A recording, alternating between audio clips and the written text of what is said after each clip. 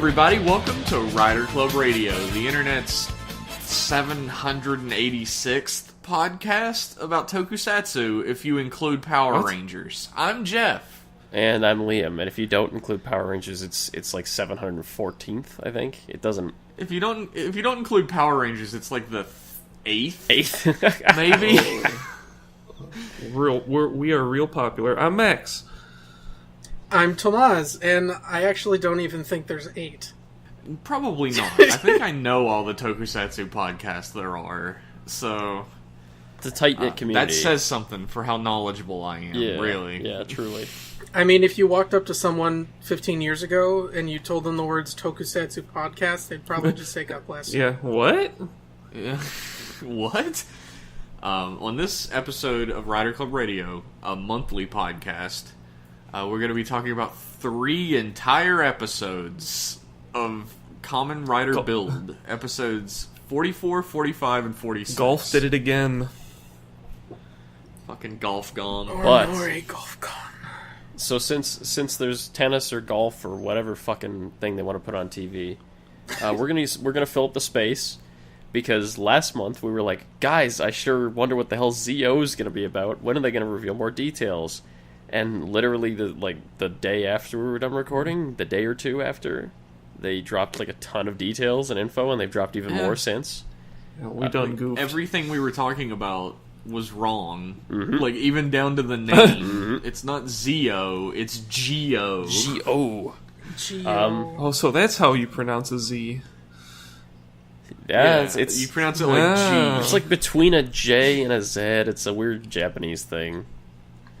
But yeah, we've got so much fucking info. We're going to talk about that in place of an episode this week, because there's plenty to discuss. Show is. Is there?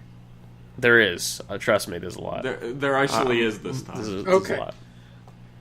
Liam, why don't you bring us into the first episode of Kamen Rider Build this month, episode 45. Okay, so if you remember... It's 44. It's 44. We're starting with 44. I just skip it. Now go to 45. Fuck it, let's just go to episode And we're done. The show must go on. No, okay, 44. Sorry. Okay, I got ahead of the game. Jeff's had a little much to drink tonight. I actually have. So You have to be on this here show. we are. Stan being here for more than an hour, you gotta. You know how usually I there's a had some bouncer Irish that's like, coffee. hey, you can't come in, you're drunk? It's like, no, you can't come in, you're not drunk enough. I had a couple cups of Irish coffee, alright? Everything's cool. Mixing your uppers and downers. Took some Quaaludes. Everything's fine. Quaaludes. So, if you remember, the secondary gang, Grease and Rogue, they formed an allegiance to break into, I guess it's not Faust anymore, but it's Evolt's headquarters without Sento.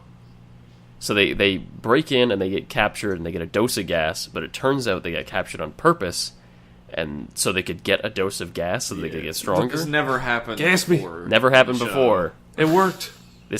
It worked once, and they were like, fuck it, we'll do it again. So they get captured on purpose, they get a free dose of gas to get stronger, and they try and escape, but Utsumi catches up to them, and everyone gets their asses kicked, but Sento and Banjo also appear, because there was a tracker in... who had the tracker? I think someone put a tracker in someone's clothes. But there was a tracker, so Sento and Banjo go, and they catch up, and they have a big fucking fight. Sento's dad appears. His bad dad.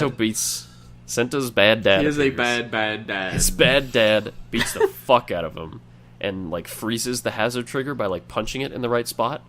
And then he's like, remember this, remember that you can do this. And then he teleports Sento away.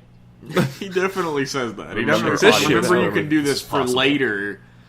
I'm definitely a traitor, son. Wink! So back at the pit, they're like, shit, my dad was trying to show me something. He's probably good. He's a good guy after all. He's a plan. So Sento realizes, he says, look, if you can bop the hazard trigger to freeze it and make it not work, maybe we can do the same thing with the Evolve trigger. So he's like trying to get Banjo to train super hard, and he pushes him too hard, and Banjo gets hurt. He can't use the chill knuckle quite right. It's not really working. So they all decide, fuck it. They go and fight Evolt. And they kill Evolt. And there's a lost bottle that comes out of Evolt's body for some reason. I don't think it's ever really adequately appeared. No, it's just I don't know. Well, he had the human emotions because Sento kicked him into him. Right. He willed him And that into allows being a him to human. develop... yeah. Yeah, that allows him to use those emotions to create a lost ball. Thank you, Jeff. It makes So he total dies- sense to me. He he dies, and a lost bottle comes out, and then the dad appears, and he grabs the lost bottle, and he like puts the evil driver in a bucket, and is like, "We did it. The end. The end of evil." Oh, he puts it in like a milk can. Yeah, It is actually a milk like a jug. yeah, like a milk keg or something, whatever you want to call it. Milk keg. Liam is from Canada. He does not have jugs. They have in milk Canada, so- keggers, as I say. Yeah, you do a keg stand on your milk. Break out the kegs of milk. We're gonna Chug, get chug, fucked chug. up. We're gonna shit so hard tonight. about milk. Or not shit at all. What did you guys think of episode 44, the one where we learned that Sento's dad had a plan all along? I kind of saw it. I mean, Uh, or I just guessed it. I mean, I it- don't know. Could there be a fucking world where he didn't have a plan, where like an Yeah. alien appears from space and is like, he could have just been like the scientist that's like the mad scientist, right? That doesn't care about who gets hurt as long as he gets his results. Oh, but like, if an alien appears from space and is like, hey, my goal is unambiguously to blow up the entire Earth. Want to help me, guy Here's that the lives on thing. Earth? sure. Here's the thing, Liam, Okay, and Max, and Tamaz. okay, If- tell us all. inform me. If our hero Sento's father was not in this show, what would change? If he had been dead the whole time, what would change? I don't think anything.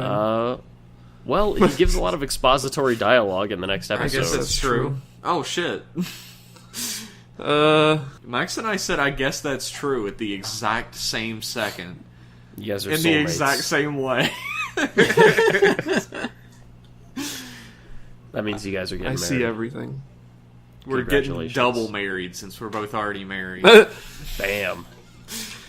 It's just I fucking- honestly don't know what would change because, and I mentioned this in the last episode, I feel like his character would be more important if he had been brought up and established as more of a character earlier instead of just mentioned offhand as like, oh yeah, my dad was a scientist and he did these things and, you know, stuff at the beginning of the show in the first like 5 or 10 episodes and then not really mentioned ever after that. I feel like he would have made more of an impact if he would have just been dead the entire time, and we had these like revelations about him as the show went Just on. all the little Easter eggs that he's been hiding around. That's like the only thing that we see of his dad. So you, But instead, his dad seems evil, even after he reveals that he's not. Like, he still seems like a complete villain the whole time he's talking. He's completely emotionless. That's true. I was waiting Yeah, he for a betrayal. He shows up with the lost bottle, or he shows up and he grabs the lost bottle and he's like, Keikaku Dorida! And I'm like, was he like... okay, so earlier it was totally like, yeah, he's trying to help Sento because he's trying to fake that he's a bad guy, but he's really a good guy. But then why the fuck was he doing all this stuff to begin with? And like, why didn't he try to stop him earlier? Oh, well, there's some explanations later, sure. Yeah, but then I he mean- shows up and then takes the lost bottle and is acting like, you know, oh, this was my plan and now I'm going to take over the world. No, that's not what's going on either. And it's just really fucking confusing. he's just a classic double agent. Yeah, the thing about his character, and I guess I'm going to say the thing about a lot this time, is he just comes off as like a 100% like crazed villain because, you know, he had this plan and he was going to stop Evolt from destroying the planet Earth or whatever his plan was. If he could pull out of his ass that if you touch the Evol driver in just the right way, like if you hit its fucking G-spot, he'll completely lock up and won't be able to fight anymore. But he couldn't figure out how to do anything to stop him for 10 fucking years before that. Just had to learn how to bop it. That's it. Just, just have him not be alive. That makes it way better. The whole story. What we learn in this episode is that it requires 4 rider kicks at it like simultaneously to beat Evolt. What a bunch and he's of only horse one shit. man. Yeah, so he can't do that. That was probably the most anticlimactic death of a villain that's been in the show since the first episode that I've ever seen. He comes back the next episode, so even if it would have been nice and climactic, it wouldn't have mattered. No. Yeah. It's not like his death scene, really. Like, how many episodes was Sento's father in? 5? And now he's dead. Yeah. Well, not yet, but That's Not my yet. whole plan. That's my whole problem with these episodes is Sento's father is made out to be this central figure that everything is like a linchpin around, and he doesn't matter, and he adds nothing. I mean, he was dead to begin with. They just could have Yeah. left him dead. Well, I think, at least not in this episode, but in the next episode, he tells Sento about what the panel's all about, and he tells him about the white panel. but he didn't need to be alive to do that. How many notes did Sento stumble Could have upon? found it on Yeah. a laser disc. It could have definitely true. been a flash drive, like Could've found it everything on else, a right? Betamax, yeah. Yeah, This Sawa show shows has- up and says she fucked some guy and got another flashlight. This show has a problem with like characters mattering to the show, which I guess a lot of writer shows do, right? Yeah, Yeah. there's sometimes they try to make you care too much. It also has a problem with characters. Every human character thus far has turned out to not be a villain in the end. Like, people are fucking dickholes, right? Like, you can't have every human actually be a good guy. Yeah. What about Oh, heck? Chairman What Namba? about Heck Bros? Yeah, Chairman Bros Namba loved is- each other, and now Chairman they're Namba dead. straight up is like a terrible person that dealt in child trafficking and training Yeah. kids to be warriors. Also, what did Chairman Namba add to the show? He was a bad He guy was, for a he was while. a bad guy. A red herring, kind of. Yeah, that's fine. That's fine. Like, Chairman Namba's fine, although the whole Namba children thing went fucking nowhere and doesn't matter. It was Yeah. kind of weird and, didn't make any sense. I guess the Heck Bros did go from bad to good because it's good they're dead. They're dead. Yeah, that's just... They're good now because they're dead. Yep. Well, they, like, sacrificed themselves, didn't they? Like, one of them did? Oh, right. Yeah, he did. Yeah. Save Banjo, Uh. who was his best friend. This episode wasn't, like, terrible or anything. I just really have a problem with the character of Shinobu, which Yeah. is his father's name, if you've forgotten, because he matters so much. Katsuragi Shinobu. His character was introduced a little hastily and feels like it wasn't really planned. Like he wasn't planned to be there from the start. I Or honestly maybe they feel. added him. I feel like everything after,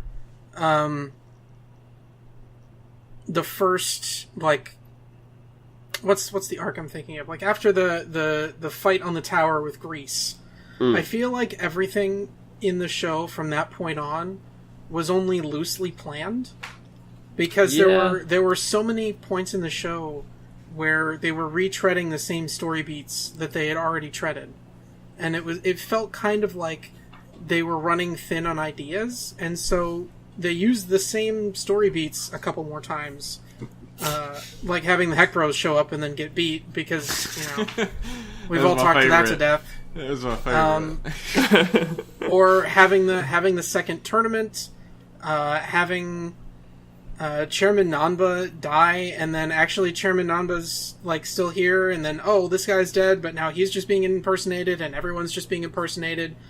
Having story beats happen, like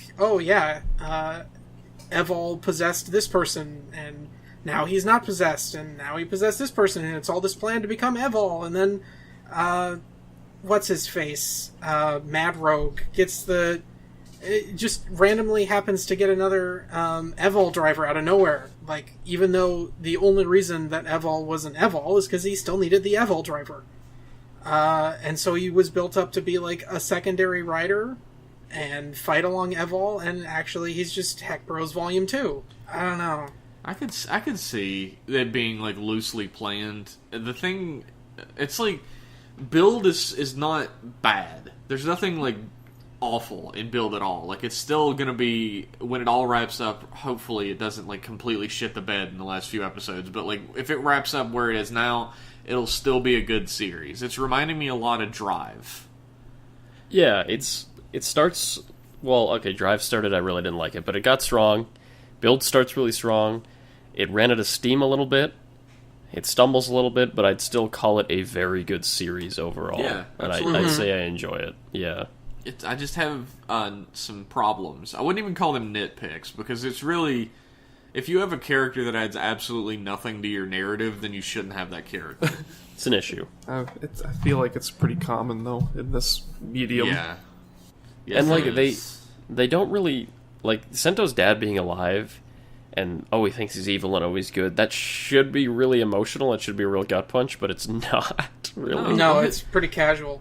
It should be a real gut punch, but it's really hard to feel for this character that, A, we didn't know for the entirety of the show, B, is the father of a character who we were originally led to believe was a villain, and C, is a completely remorseless seeming villain. Like, he has no emotion during his entire death scene until he bats his head. And then he dies. That's the problem. There's the bit when he's dying and he's like, oh, well, this is a spoiler, but in the next episode he's dying in Sento's arms, and it shows a flashback of like, oh, he was such a good father. Like, show that 20 episodes ago, you fucker, if you want me to care. Time, yeah, maybe. Like, it's like, really weird when you think about establish it. Because it's like, Sento and Katsuragi have been treated as two separate characters. Yeah. And Katsuragi isn't even in any of these scenes. It's Sento with a father that he doesn't remember fully. That, like, they've had no real interactions besides him being a villain to him, and then he has flashback memories from Katsuragi. He just really, really wanted a father at that time. Yeah. I think they've established that he has most of, if not all of those memories, because he has sort of like become whole again with the part of him that is Katsuragi. They make a specific point that Katsuragi is holding memories back from him whenever they go into that scene where he's on one side of the mirror in the white room. They mentioned that a couple episodes ago, that he's still holding memories back from him. I like to think Katsuragi was in that white room like, hey, Sento, can I talk to my dad during his dying moments? No, we're not. You're not paying attention. He's like knocking on the door, like, hello? Hey, yeah, can I come in? They're still treated as separate characters. Like, even, like, they talk to each other in the show. Yeah. It's weird how Katsuragi was just like, he's dead. He's a traitor. He's an asshole. Is Katsuragi... He's the devil's scientist. And then we realize he's not the devil's scientist. And then he's, like, a secondary character that hangs out in Sento's brain. He's the devil's sweetheart. Yeah. Oh. And then his dad dies, and we don't see him react to it until later when he's like, fuck him. Yeah, how are we supposed to care? Yeah, it was a little poorly handled. The whole dad storyline was a little poorly handled in this show, which is a shame, because dads can be done really well in Rider. Maybe he knows something. Seagord Drive. Maybe he knows something we don't know. Maybe. It really seems like, though, he like admits, like, the whole thing is like, oh, dad made the hazard trigger, and the hazard trigger actually gets you the white panel, and so I think, like, he's been disproven. I think that was his proof, and that's over. When we get to the white panel, I have some thoughts. I have many thoughts. Maybe the white panel just makes Sento's dad come back as an evil person. That must be it. And he's going to be the final, last boss. Except he'll be a robot. Maybe the white panel gives you the secret recipe for the Krabby Patty. That must be it. Gives you the 7 Dragon Balls. Does anybody have any more thoughts on this episode? No. Don't try and take hosting duties away from me, Liam, you motherfucker. I'm sorry. It seemed we were winding down on 44. Okay, if nobody has any more thoughts, I think we've said all we can. Then the only other thing I'd say is like that final fight. I didn't believe any of it. Like the whole time they're like, yeah, we're gonna power up and we're gonna beat Evol, and we're gonna try to kill him, and let's hold him, and let's kick him, and yeah, he's dead. And just like, no, that's not how this works. Sorry, I don't know. This is not... Well, I think that was meant to be a little swift, a little brief, because it wasn't his actual death scene. Yeah, there's Like, also that they're moment. holding back. There's also They're that holding moment back. afterwards where all the characters are like, "Wait, we won." Wow, it seems like we're like 5 episodes too early for this. What's going on? Yeah, they all look at their watch, and then it's like, hold on, it's July. My contract's not up yet. All right, everybody, let's move right. on to Kamen Rider Build episode 45. I talked about how we should just skip to this one, and no one listened. But no, I'm kidding. Everybody, let's hear We made about it. Let's hear. Okay. So in episode 45, Sento's dad takes them all back to Evolt's base, and he says, look, Evolt's plan was he was going to die to create the last Lost Bottle, and then he was going to regenerate through some goop he had stored inside of the Evolve driver, which is why he put it in the milk keg. Yeah. And he's like, I knew about this, and I played along for my entire life so that I could capture some goop when he died, and which He was pulled stop a him for Kamen good. Rider Zi-O. Like, wasn't Yeah. it... He wasn't in his final Frieza form when... Yeah. So he can needs- control he his needs the DNA goop when he's Yeah. regular Cobra Man. I don't know.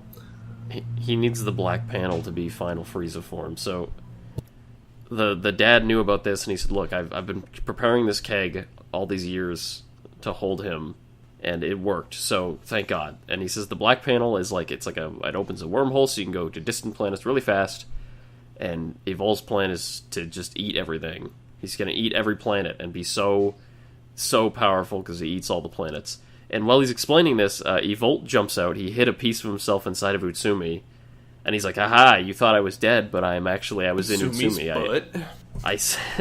I had the belt, but then I had an extra piece of goop fly off of me as a backup into Utsumi. So fuck you." He has a big fight. He kills the dad. He gets the bottle. He gets one of the bottles, and the dad reveals a secret to Sento, which I think was stupid as fuck. He leans in Oh my god, to this Sento's fucking ear, scene. and he whispers a mysterious secret that we don't hear, and then everybody escapes. We definitely don't find out what the secret We is never. in the same exact episode. They keep us in suspense In the same, for in the next 5 scene. whole minutes. In the Yeah, next why even scene. make it a secret? I know. And it wasn't even that big of a secret. It's a you stupid could've just secret. said it. Anyways, Sato officially runs Japan now. The war's over. And the secret is, Sento's sitting at his desk and he's like, damn, that was a crazy secret. And it flashes back to his dad whispering the secret in his ear, and then it tells us. Bell for lunch.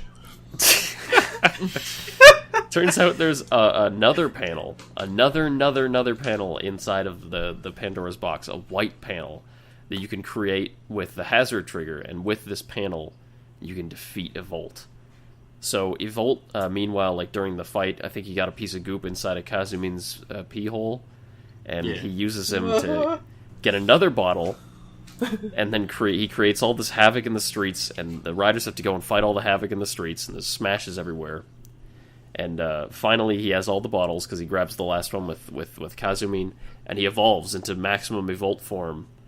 And Sento's like, it's time to use Genius form, and he hits it, but it won't work because he's too mad about his dad dying. Yeah, he wants revengeance, and for some reason, the piece of technology that he himself made won't work for him. It can sense his And he didn't know that. it can sense his desire for revengeance and Whoops. does not work. And so they fight him. They try to fight him, and they get whooped. And Evolt, for shits and giggles, he teleports Sento to a random other planet and eats it to demonstrate his power. And Sento, Yo, kid, check this out. He like grabs him by the shoulders, like, hey. Yeah. yeah, he takes him to space and just blows up this planet full of random Yeah, he- light people. Yeah, first off, he goes to, like, the light monkey planet, where, like, monkeys are made of energy. He goes to and then Coda's he's planet. like, he's like, look at all these bitch-ass monkeys. And he opens up a portal in space and devours the planet. It's exactly like Earth, except all monkeys are made of energy. Everything else is the same. Sounds like a better planet to me. Well, yeah, because it doesn't have humans on it.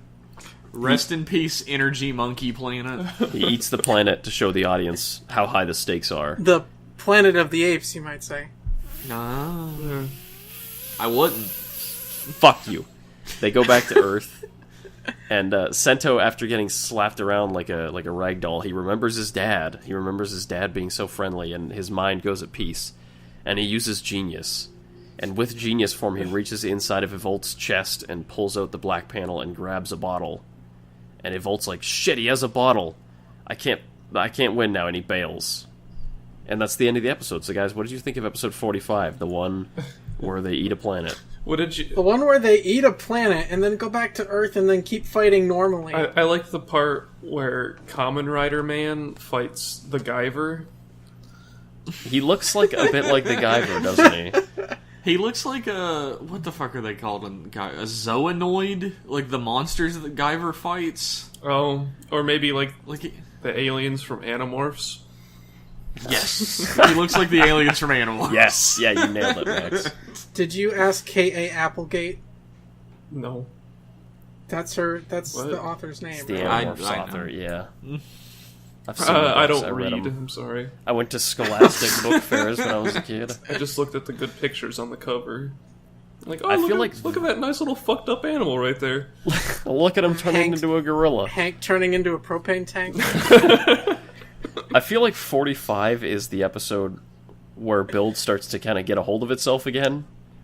If only briefly. They're trying. They're gripping. They're trying. I feel like 46 is my problem. 46 is a weird episode, but we'll get to that. 45 has, like... I'm not the biggest fan, and it's kind of like a mark of Kamen Rider in general. You can't really get away from it sometimes, but I'm not the biggest fan of Deus Ex Machina. Just like, oh, here's the thing that's going to solve all your problems. Yeah. It'd be cool if they got together and came up with like a really... Like, I like the idea of Evolt being a character who is just patently stronger than everyone. Like, he can just take them all on.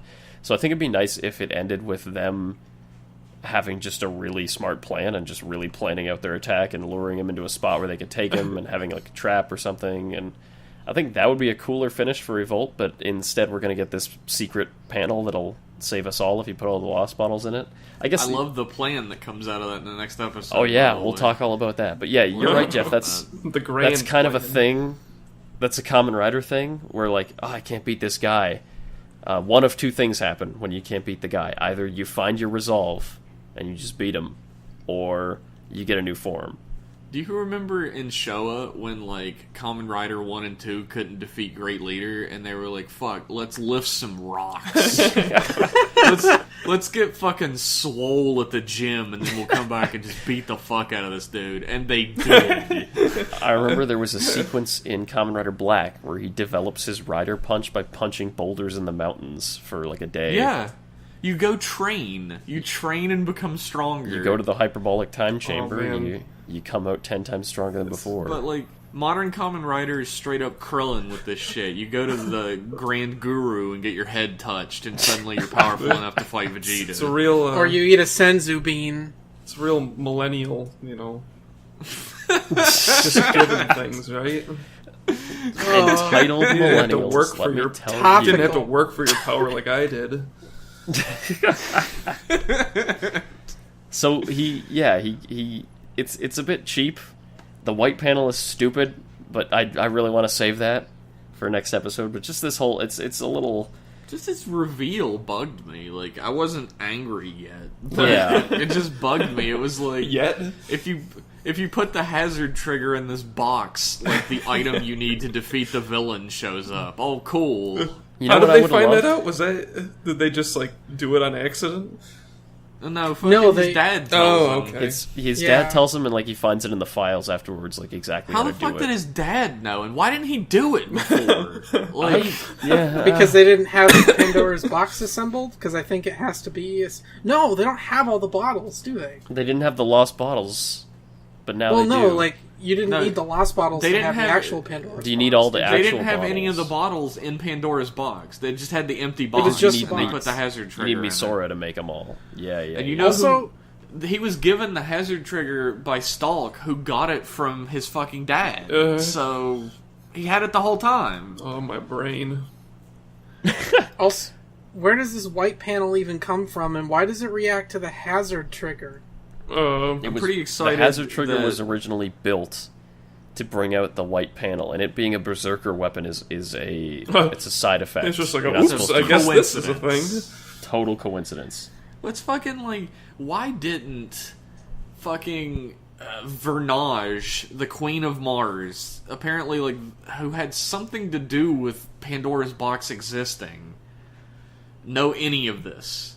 She's just like, there's no way to stop him besides using Banjo. What's up Really? with... You have a fucking white panel that'll destroy him, apparently. Maybe she didn't know about it, but what's up with Vernage anyway? She hasn't said anything since she went into Banjo.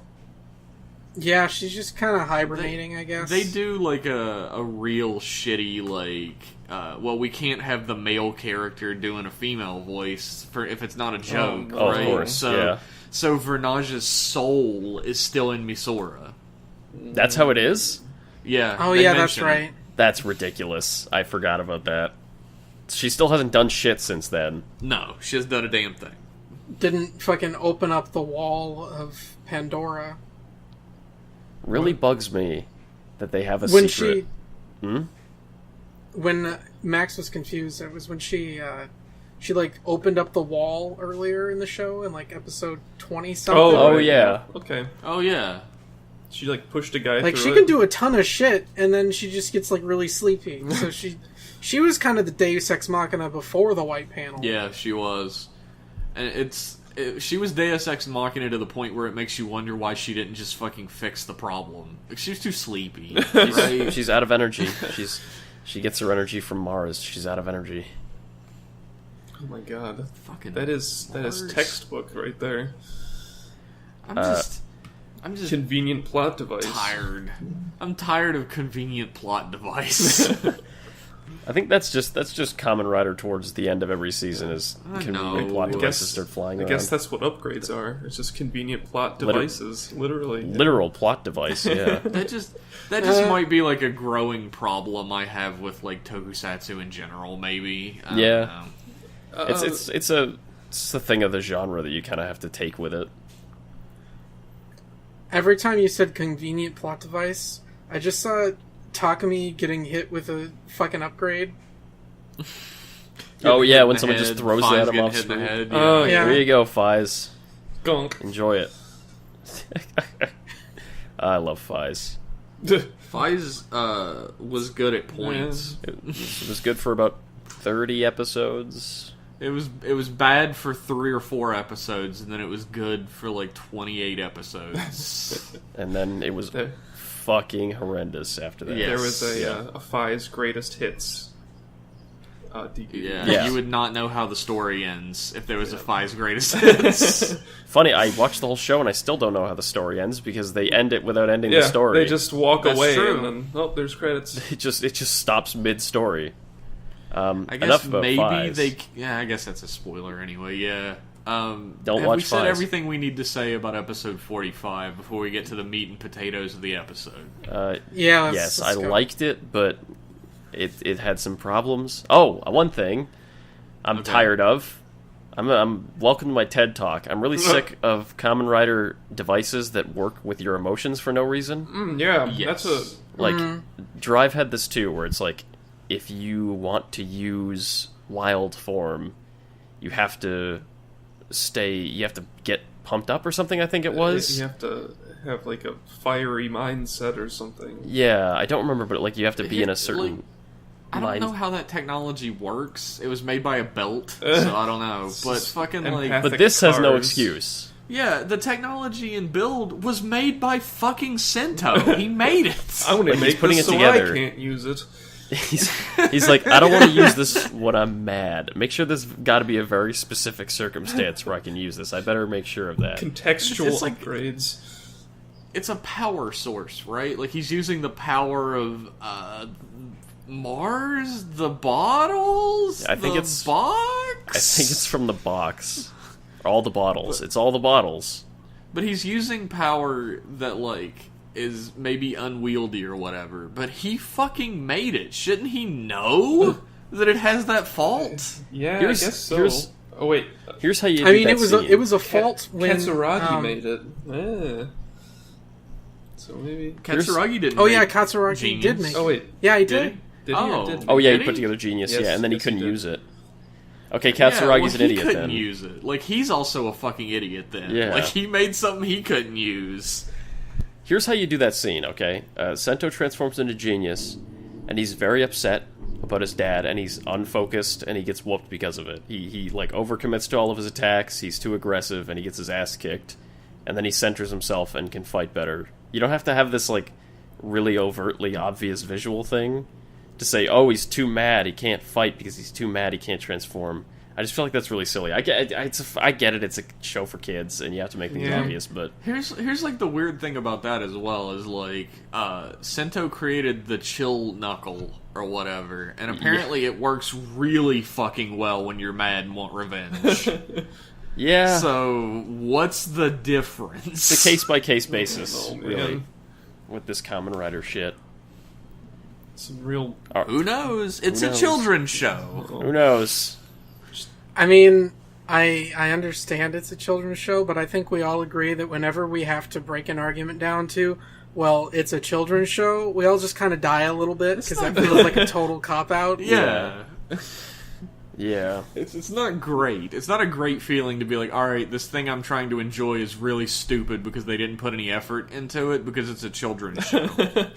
Like, there are plenty of children's shows that do have the effort put in, and if I was a writer working on a kids show, I wouldn't actively sabotage my own material because I'm like, the kids don't fucking care. Hell, I'd say one of those shows, those kids shows that has lots of effort put in, is Kamen Rider Build for a lot of it. Yeah. It's just that these true. recent episodes are a little wobbly compared to the earlier ones. This one's a little wobbly. This one's a little bit more wobbly than the last one, and the next one is way more wobbly than the others. They realized nobody was Let's buying talk the about toys, the so they Wobble-meister. just stopped. Let's talk about let's episode move on. 46. Yeah. Okay. Liam, why don't you tell us? Okay. So in episode 46, Evolt goes on TV and he says, "Hey, Oh my god. you handed the country over to a fucking alien. fucking hate Congratulations! that And shit.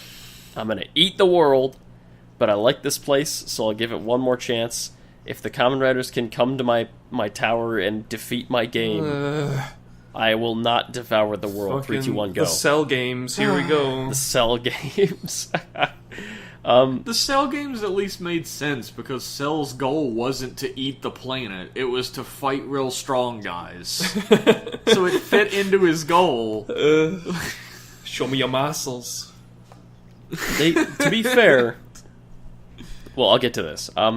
So they're back at the pit. Sento explains to everybody that the white panel from Pandora's box allows travel not just to distant worlds, but to other dimensions if they use the black panel and Evolt's power I with it. forgot Oh, about no. the fucking different dimension Is garbage. he gonna summon Zi-O? That's gonna be his... His Wouldn't plan. it be great? Wouldn't it be great if he just completely loses against Evolt? Like, he gets his shit wrecked in the last episode, and everything he made was, like, worthless. And then it's like when Genmu showed up in Ghost, styled on fucking anybody. Zi-O just jumps out in his base form and destroys Evolt. Better. He gets his ass kicked by Evolt, and Zi-O jumps out in his base form and beats up all the good guys, and then leaves, just like Genmu did. So, the plan is we're going to take our world, smash it into another world to create a new world, hopefully that's better than ours. Hopefully it doesn't end up as a world where humans evolved from fucking corn and everyone's like a corn person and cows rule the earth. Like, really, really praying hard on this plan. The Lego And corn cup, man. Even they go into Sento's brain, and Katsuragi's like, this plan's fucked. Like, there's way too much sacrifice involved, and this is a really bad plan. And Sento's like, yeah, I thought that too, but I really can't think of anything else. So we're just gonna smash two Earths together and see what happens. Hopefully he'll die in the process. So Sento gives the Blizzard Knuckle to Kazumi, and he says, here, take this new transformation device. Don't transform with it or you'll die. Just punch with it. What? He's like, that's the death flag in not Ghost. Or build. In Build. Yeah, if you do it, you'll die, and then they don't Don't die. do this thing or you'll die. So he says, here's the knuckle. Don't do this thing. Don't use it or you will die. And Kazumi says, of course I'll not use it. I will never use it. And he takes it and he leaves. But before he leaves, the gang has a cookout. What are you writing over there, Kazumi? No, definitely not my will or anything. They're having a cookout on the rooftop. The whole gang gets together for a cookout the night before the big fight. And Sento considers the value of life. And Kazumi smells a scarf that belongs to Rogue accidentally. It was hot. And at the end of the cookout, Sento's like, Banjo, I have something I need to tell you before the fight, but it cuts out, and it actually doesn't. They kiss. They kiss. They have sex that night. Well, here's something I wanted to insert right here. What? Whoa. These. I think Build had something he wanted to insert. Build and all of his, like, Sento and his friends are like the shittiest neighbors that have ever fucking lived. They're just putting fireworks off in the middle of the fucking night on a day that has no celebration at all. They were even uninvited neighbors because their fucking building just showed up there. Yeah. Yeah, they slammed a cafe into an abandoned building. Actually, was it even abandoned? I don't know. I don't know. No one knows. It's just on the. They might have just killed like 6 people in the smash the cafe. into The it, upstairs neighbors are like, what the fuck? How is Evol? Wait, hold on. I think I found a problem here. So they took the cafe out in the middle of nowhere because Evol found out where they were. Right. But Kazumi had the fucking goo in him, and he was back at the cafe. So Evol knows where they are. So why Evol doesn't he doesn't do care at something this about point. it? Yeah, He doesn't care at this point. He's like, I want people to play my fun game. He's got a way to get the bottles that doesn't involve going to the cafe and kicking everybody's ass anymore, and they can beat him. I think as long as he's not in his final ultimate form, they just have to punch the Evol trigger. So I think it's not as big a deal anymore. Or they just move the cafe back to where it was before, because when they're on the rooftop, you can see the city and shit in the background. So who knows? It's true. Who knows? Yeah, but that wasn't the. Well, fuck it. I don't care. Fucking Evolt wants to play a game. Yeah. He wants to be the game master. He wants you to saw off your foot to get out of the room. Maybe I was going for like a Captain N reference. I was gonna Oh, build up. okay. You went like a way I different went with way. the Saw route. Yeah, maybe the movie takes place between 44 and 45, I think, or 45 and 46. Maybe in the movie, the cafe gets moved back to its original position, and everybody agrees never to talk about it again.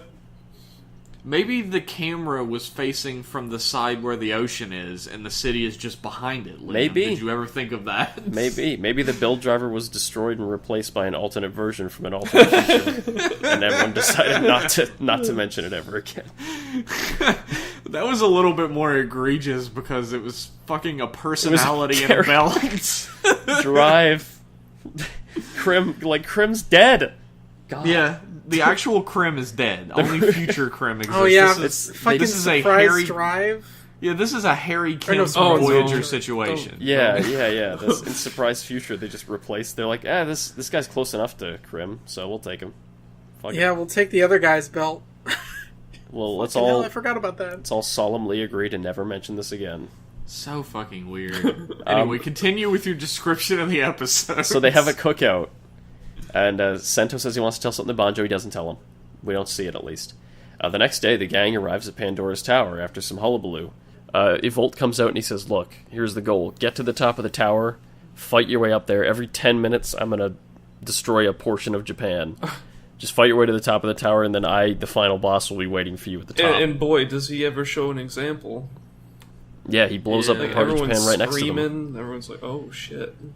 They play the same sound clip when they destroy both locations, like in the exact same order and everything. Hats off to Build. You see people die in this episode, so... Yeah. Are you congratulating them for complete total murder? Yes. Yeah. I mean, they Hi. just got sucked real bad. That's pretty much it. Maybe Here's they're the alive. thing. Here's my question. Don't all the riders have like a form that would allow them to leap to the top or fly to the top? Yes, at least Sento does. Banjo has the wings in magma form. Yeah, Pretty sure... Hawk Gatling. Yeah, Hawk Gatling. Pretty sure Gentoku can fly. I actually haven't seen... I don't think Kamen Rider Ro can fly. He can hold on to somebody, though. But I don't know. There's a force field or something. Who cares? They can't make If they could fly to Mordor, there wouldn't have been any books. Yeah, there'd be no tension. The goddamn eagles are sentient, and they have their own problems, damn it. Okay, but in this case, it wouldn't be an exciting episode if they just flew to the top. So they just let him... They shouldn't have this stupid game set up anyway. Look, he wants to fight the strongest people who can run upstairs, okay? So You gotta have a reason for, They made for there to be a final the decision. They made the decision off screen to take the stairs instead of the elevator because they wanted to see the dialogue. Exactly. They wanted to be eco-conscious. They all had eggs for breakfast. You so wanted they to get take all the the stairs. XP, so you got to go through all the vents. They had their Wheaties. So they go up the stairs, and up the first flight of stairs, the Hokuto trio appears, Kiba, Aoba, and Akaba, and they're like, oh, we're here to psych out Grease, and Grease says, you guys run on ahead, I'll take these loser imposters on. Gets his ass kicked while everybody leaves him to die, and in the end, as a last-ditch effort, he uses the Blizzard Knuckle to punch. It doesn't work, so he uses the Blizzard Knuckle to transform and becomes Blue Grease, and now he's gonna die. I like Blue Grease. I actually like the Blue Grease form. I like they went simple with I it. like that he uses a fist, and He has the Phoenix robot arm, and he's all blue. He uses a fist to transform, just like when he was in Kiva. Oh yeah. Oh shit! I forgot Grease was in Kiva. I haven't Yeah, seen he was Kiva, in so He I- was fist on whatever the. Yeah, he was Ixa. yeah, I totally. He was forgot one that. of the Ixas. He was Fisto. He was the main Ixa. Mephisto. Mephisto. How old is that guy? I don't know. He's older than everybody in the show.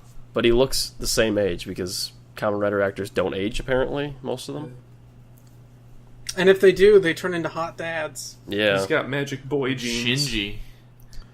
Fuck. I'm of two minds about this episode. Oh yeah? I'm what a are fan. your two minds? I'm a fan of the Cell games. What? Yes, I like that. I think it's totally contrived. I'll agree Do you with you. just It's like totally the contrived. excuse for people to gather and fight? I like the excuse to have some challenge that isn't a fight in an abandoned warehouse. Like I enjoy that there's This is some kind so of stupid. Like, there's literally no reason for him to be doing this at all. maybe there is because they mentioned before. They're like, look, Evolt has blown up so many planets. Like he comes to Mars, he blows it up. He comes to whatever planet, he blows it up. But he stayed on Earth for 10 years for a reason. He wants to form the Pandora's box so he can become the fucking Zoanoid from the Guyver. Well, maybe he's got some plan. Maybe This he really is dumb and you're dumb. No, he's got emotions because Sento kicked him into Oh him, my so he loves God. Earth.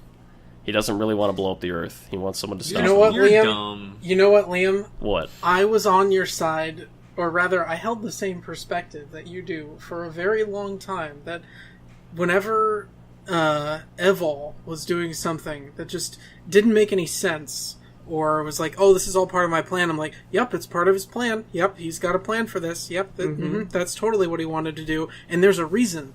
And then, like, 75% of the time, there was a reason. And then, like, 25% of the time, you just kind of forgot about it and moved on and did something else because the show kept moving.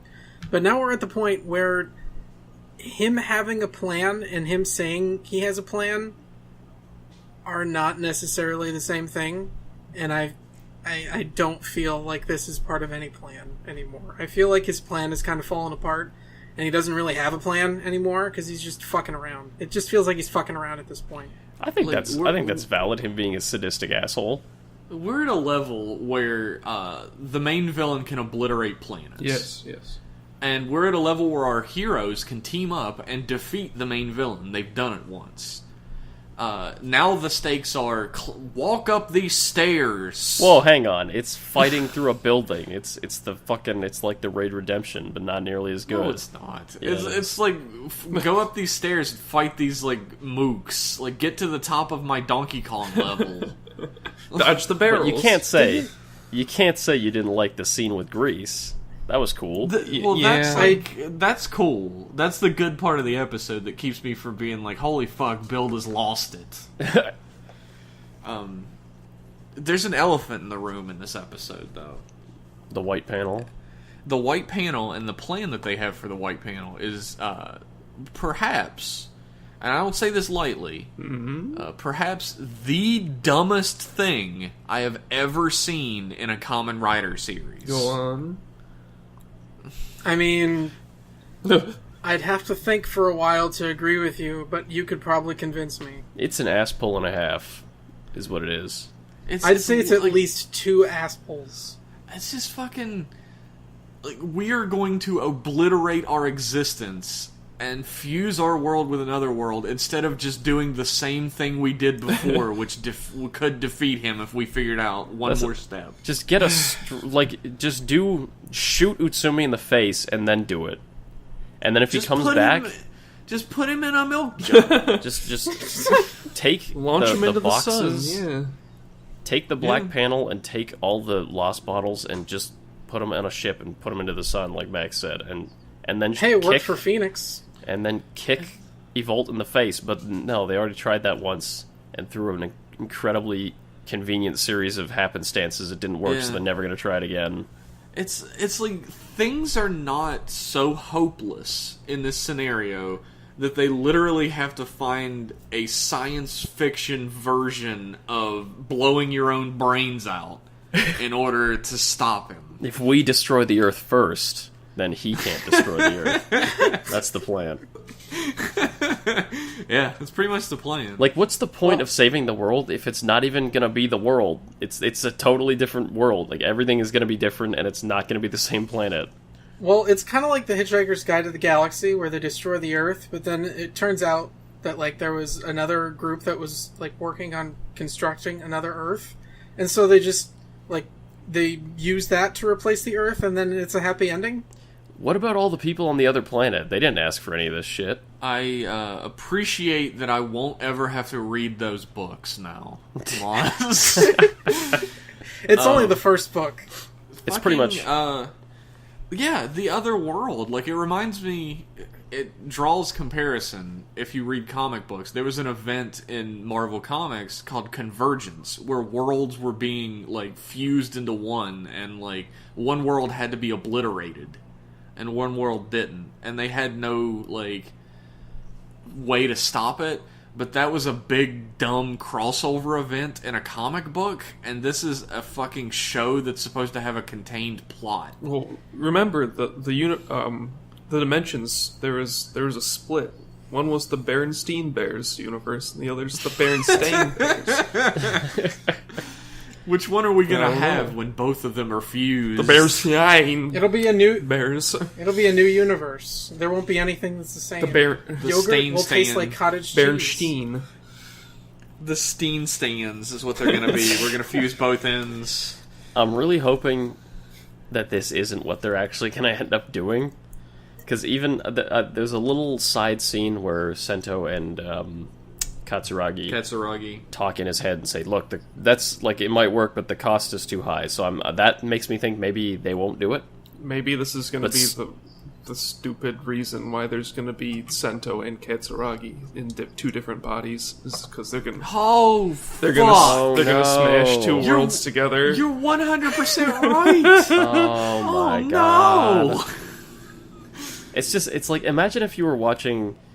I don't know, like you're watching one of those Netflix Marvel shows, God help you, you're watching like Daredevil or something. And, God help you. An episode... well, I mean, I don't like most of them, but... What ones don't you like? Let's take a second here. What ones don't you like? I like Daredevil Season 1, I liked the first bit of Daredevil Season 2, and I liked Luke Cage until Diamondback showed up, and all the other ones I didn't really like. Did you see Luke Cage Season 2? No, is it good? It's pretty good. Iron Fist was the last straw for me. I got like 7 episodes in, and I was like, I'm Iron done with Fist these. Sucked a dick. Yeah, that was pretty bad. Iron Fist sucked a dick. Jessica Jones was pretty good. Why didn't you like that one? Jessica Jones. I couldn't watch David it because Tennant there's a good. woman in it. David Yeah, Tennant it's because was she good, has a but- vagina, sir. Yeah, exactly. She has a strong David vagina. Tennant was good, but I didn't really like anything else about it. So She does have a very strong vagina if the sex scenes in that show are to be believed. I'm sure. But let's say you're watching Daredevil, right? Yeah. And in Paint me a the picture. second last episode of Daredevil, they're like, "Shit, we can't beat Kingpin, man. He's like immune to the law. What do we do?" And then Daredevil's like, "It's okay. I saw on I'm above on the internet. the law. I found out I can find this book that's magic, and we'll seal him away in hell." And that's just their plan for the last episode. Like, that's what this feels like, where it's like, fucking just pull this out of nowhere. Like, the whole show has been science Just theory, fucking kill like him. science fiction theory, right? So I guess it's not out of the realm of possibility, but it's like, in comparison, it's like you have a show about planes, right? The whole show has been about planes. Like, we're gonna we're flying planes in the war, and then they're like, oh shit, the enemy has like a really big plane, and our bullets can't hurt it. What do? Let's fucking use the sun. Let's shoot the sun at it. I hope they don't actually shoot the sun. I hope that doesn't work. We'll see. Oh man, we'll see. This isn't like they end. This is if you remember exactly how Zi-O ended with two worlds smashing together. Except that was like foreshadowed and like the show worlds. Was about two worlds. Yeah, it was a theme from the very beginning of these two worlds that don't get along together, and this the existence of multiverses has not ever been mentioned in this show until episode 46. I guess just been brought up. I don't know. Like, I feel like Sento's reaction to finding out these things, like even throughout the whole series, like it's just been like it's pretty. Yeah, he doesn't really have much of a reaction. He's just like, "Oh yeah, there's two universes. It's pretty cool, I guess." I like his description too. Like, we fill both of the panels up. It creates the massive amount of energy, creates a hole in space time where our understanding of physics, frankly, just doesn't apply. Like, something's going to happen there. I don't fucking know. Hopefully, Evolt will die. That's my plan. And everyone's like, "That's really shaky," but let's go along with it. Yeah, okay, yeah. Let's do exactly what Evolt was trying to do, and perhaps it will destroy it. And then Misora raises her hand and says, "Why don't we just kill him?" Yeah, just kill him. Buy a Colt 45 and shoot the guy. Yeah. I got a gun in my room. Let's do this shit. Come on. Easy. Just kick his dick. Like, you beat him once before. That's the thing. If they hadn't beaten him once in the past, this would be a little more interesting. But we've seen, like, he without that last Lost bottle, he's beatable, which makes it a little less pulse pounding. Yeah, now he's like, I need that last Lost panel, and I know exactly where you live because I took over Kazumi. I took over his brain with my goo, and I was there. But instead of doing that, climb up my Donkey Kong 75 meters while I throw barrels at you. And at the top, I guess I'll beat you up and take it. I will try really hard to beat you up. I won't beat you up on the ground floor, though, because... it's not finished yet. I want you to see my cool tower. I decked it out with a temple on top. It's real neat. He sends out goop from the top. I don't know what he's... I think the goop might have been... Is this... the Hokuto trio. Is this like an Ivan Ooze thing? Yeah, it exactly. is, actually. He's going to use the ooze to mind control everybody into loving him? He's just ooze jizzing everywhere now. Just firing off at the top of the tower onto whoever... I didn't need that visual. ...happens to stand below. He's just up there on his little turret, just like... I didn't want that visual. Like, just doing a jerk-off motion, and then you, like, fling it, and then... Oh, like Silence of the Lambs and shit. He's cranking the belt. That's what he's doing. Fucking, the problem isn't that they beat him before when they hit his belt's G-spot and froze him. That's not the problem. The problem is he went to his ultimate final Animorphs form and they kicked the fucking form out of him. They can do that. That's a thing that Build can just do. I forgot he can kick the script. However, he does not. He does not do that. Instead, they climb up a lot of stairs and fight inconsequential mooks. I mean, I bet at the end he'll just be like, he'll just put his Walkman on and might as well kick it, you know?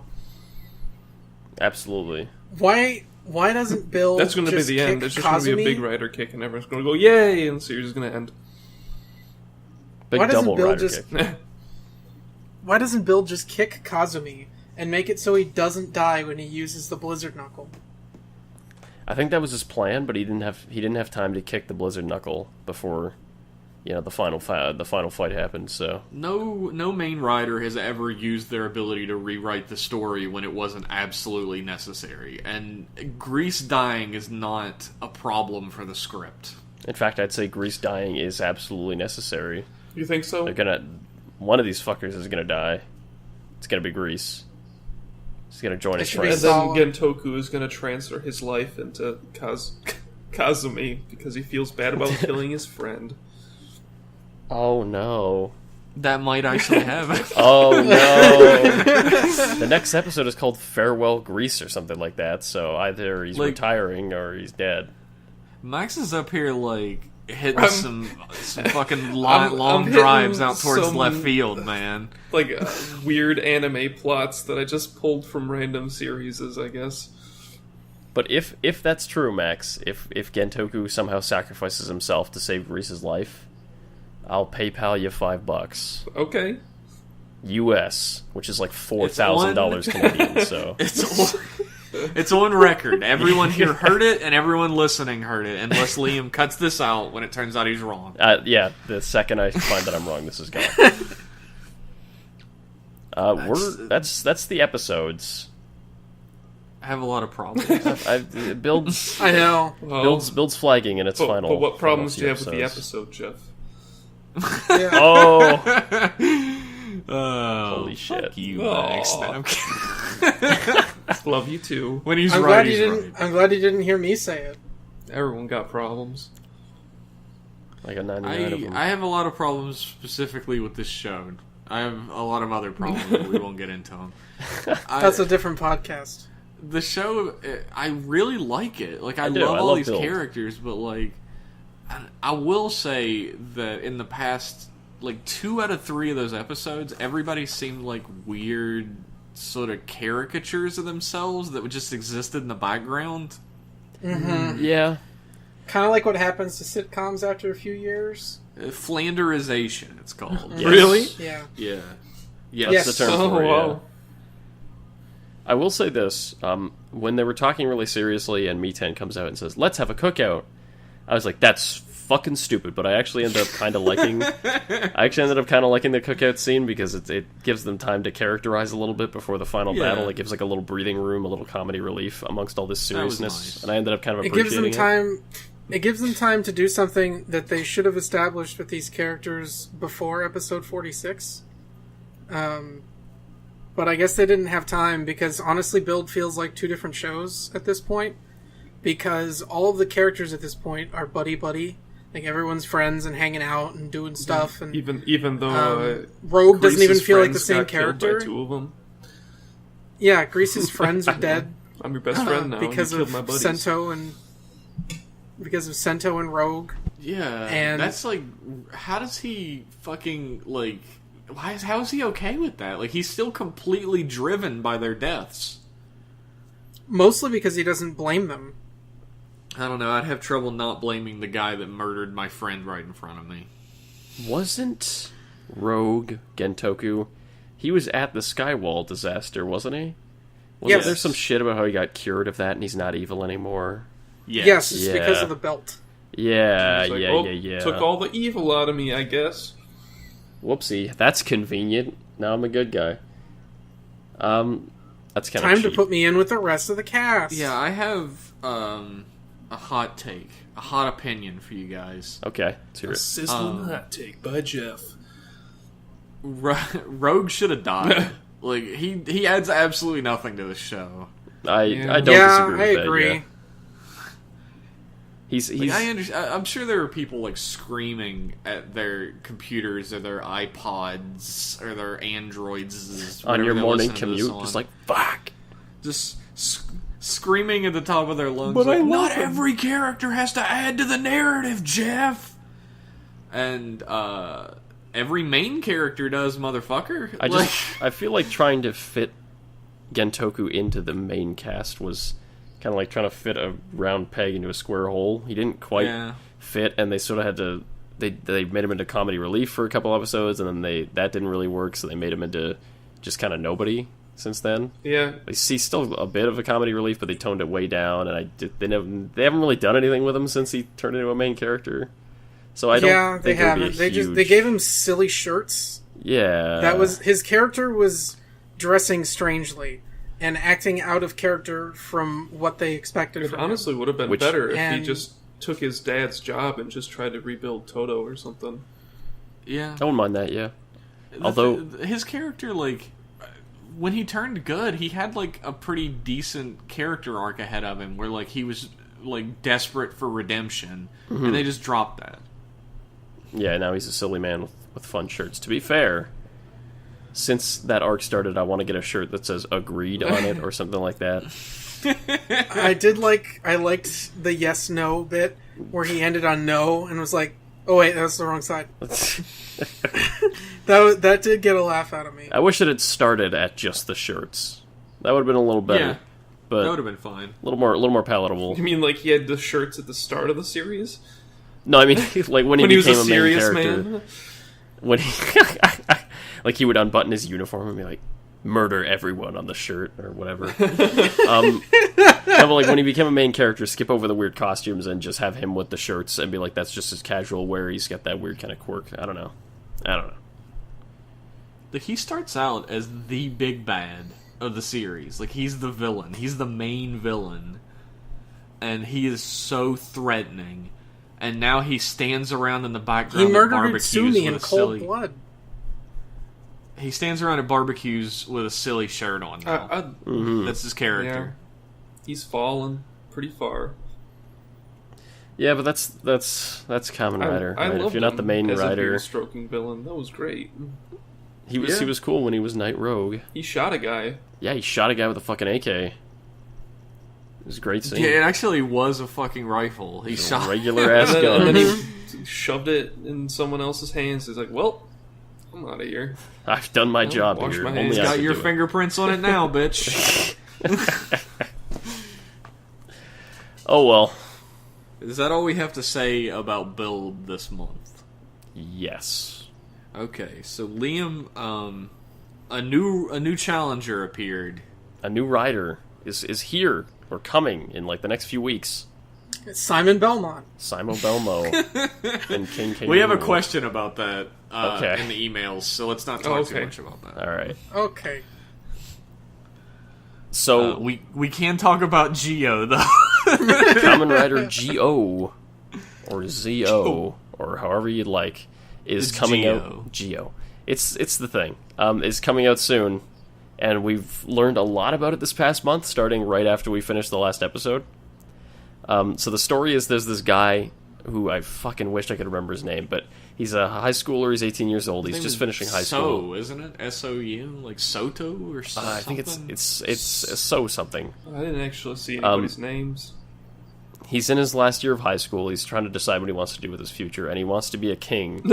Somehow, his dream is to be a king. And this guy comes from the future and says, "Hey, my name's Gates. I'm from like 60 years in the future, 50 years in the future. You become an evil, dark, evil demon king, and I'm here to fucking kill you." And so, but he sees that, you know, this guy has a good heart, and so they decide the whole quest is to try and, like, make him a hero and make him not be evil by turning him into Kamen Rider Zi-O. And there's also a bunch of evil guys that come back in time and corrupt older riders and turn them into what's called another riders, which is kind of like another Agito. Another Agito? There's going to be another Agito, but there's artwork of another Build, and it's like Build, except he's all like he looks like He's a roid nude. he looks like an SIC figure. Yeah, he's got all like spikes and shit, and he's all He evil absolutely does look like an SIC figure. Yeah, so it's all about this rider fighting SIC figures of older riders. So that's like I wonder that's what the SIC figures of them would look like. They look melty.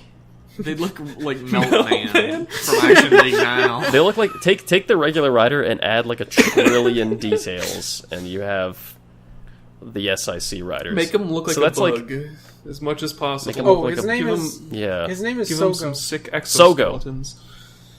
thank you. It's Sogo.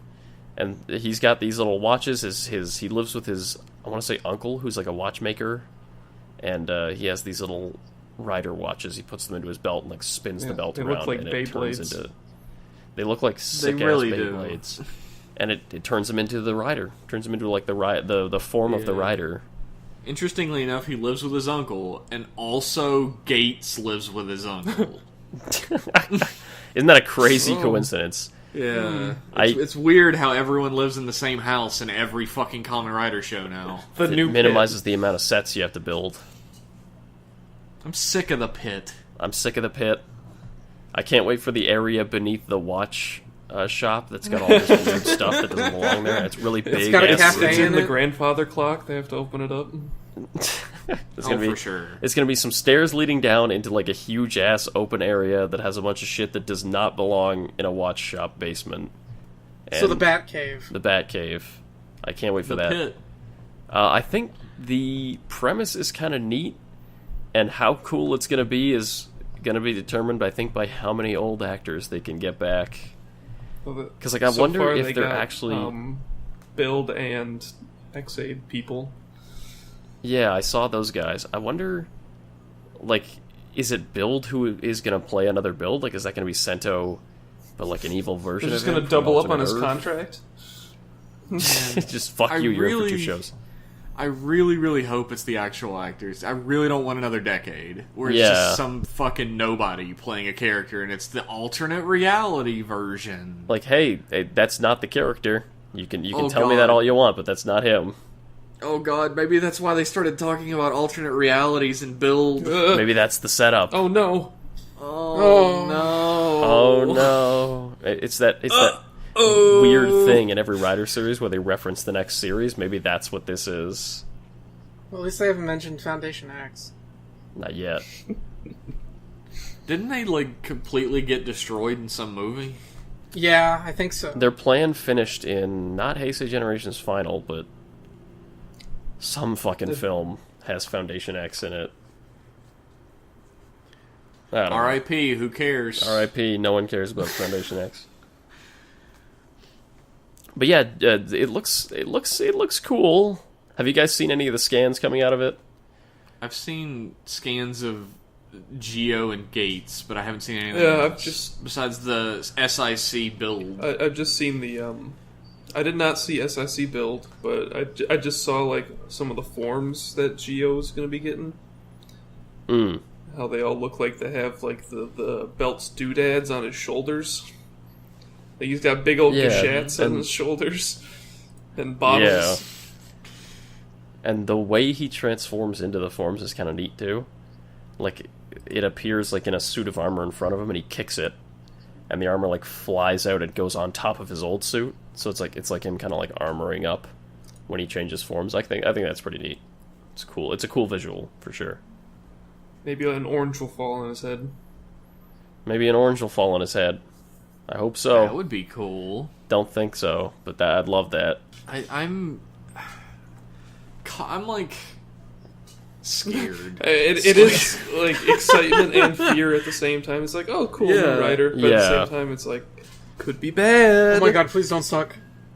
Please don't be Decade. Please.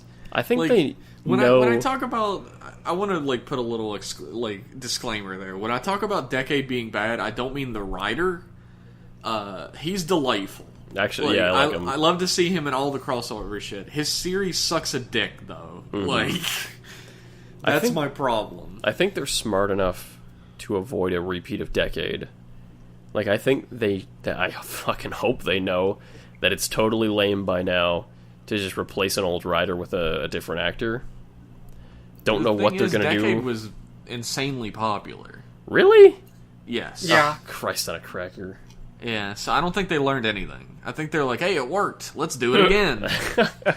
At least give it its own story, right? Like, have a beginning, middle, and end figured out for this character. Well, it does have its own plot, and it seems like it's got an interesting sort of angle to go on.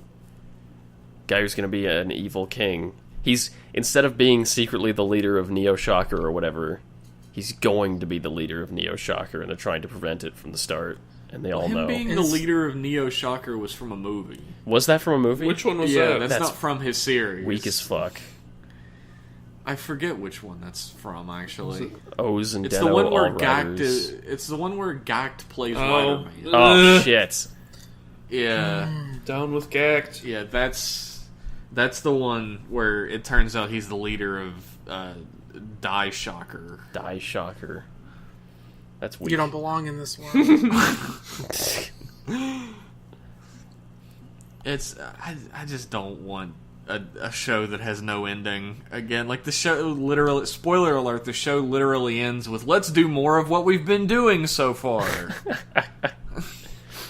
Except not film it, I guess. Yep, we're finished. There's still like half a show left, but we're done. Moving right along. Whatever. Whatever. I'm sure they're smart enough to avoid something like a blunder like that nowadays. It seems like Rider, for better or for worse, is a more tightly controlled production these days, with like more rules in place. Certainly have how it functions. like a template. Yeah, there's a template. Yeah, that's the word I was looking for. There's more of a strong template these days. For better or worse. For better or for worse. There's a template. And the template doesn't have an ending part template is the problem. The template is unsatisfying ending. They forgot to put it in the Google Doc, and yeah, they just haven't updated it. So, like, the new writer, like, the writer is, like, almost done with build, and he's like, alright, let's scroll down into this template and see what it says under ending. He turns the page, and the page is fuck, missing. It's blank! Oh, no. Other universes. The Great Tome of Kamen Rider. Just no page there at the end. It's been torn out. Words from the author. Fuck you. The last page is completely torn out, except there's a little tiny corner at the top that says IOU. Does anybody have anything else to say about Zi-O? I haven't really said anything yet.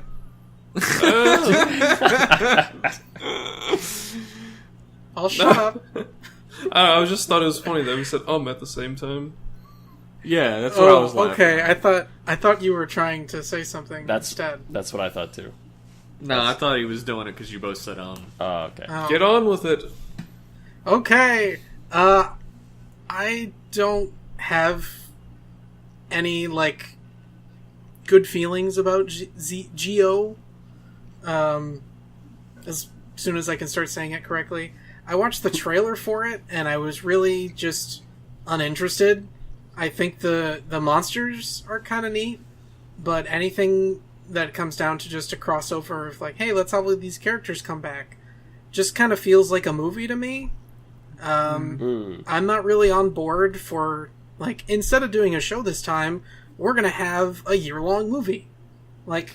Oh, God. Yeah. I never thought of it like that. I don't really want that, because movies have subplots, too. We all know what happened in Heisei vs. Showa with the kid that can turn reality inside out.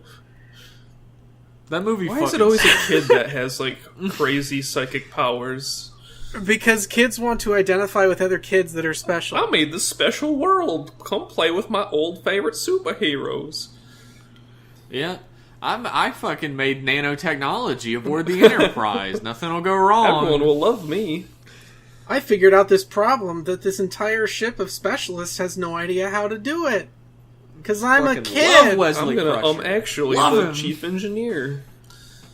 They let me on the bridge now everybody- because I'm a big boy. Anyway, I just don't really think that Zi-O so far has sold me on anything. Oh, sorry, shit. You fell asleep? I fell asleep because you guys were talking about Star Trek. What's going on? Everybody on this podcast loves Star Trek. Bum, bum, bum, bum. Except me, because it's a bad show. Get the fuck out of here. Wow, and you like Kamen Rider? I don't know. I'm gonna have to watch Zi-O to really form any sort of opinion of it. I also don't really like shows that take place just, I'm a high schooler, and I don't know, that time period is just kind of boring for me. It's been done so many times that I've never seen one where I was interested. Give us I some dig the Kamen Japanese high Rider school men. trope. Where's the men at? Yeah, where's Not the anymore. men? Where are the men these Where are days? those men at? Where's the men at? With the fucking real men, not these fucking little pussies, right? Yeah. Like, where's the real men with their shirts off and their dicks out, right? Like, where are they? Yeah! I want to see them. No one over 20 is allowed to be Kamen Rider anymore. Oh. Well, the belt doesn't everybody work if has- you're over 20. Or if you have a vagina. Yeah. That's true. There's rules in place. Alright, do you guys want to read some emails? Sure. Yeah, let's do it. Emails. Some nice emails. Can you guys guess who our first email is from? Jake the Snake. Swirly Jiffy? Yes. It is Jake the Snake. Of course it is. Snake Meister. Jake says, "Hey Jeff, Max, Liam, and Tamaz. Hi. Hi. Hi, that is not the official order. I'm third now? You are disqualified for not referring to us. Damn it. Almost to the end of build. Surprise, we got another insert song this late too, and more Zi-O details. The story synopsis looks promising. I hope they can execute it well, and returning actors is definitely the way to go in my book. Yes, agreed. Let's bring them back. I'm going to skip over all of your thoughts and feelings and go straight to the question. The usual. Questions. Which weapons do you guys main in Monster Hunter? Ooh. I like this question. Alright, fellas. Who's going first? During my brief time with Monster Hunter, I really liked the hunting horn and I liked the gun lance. Yeah.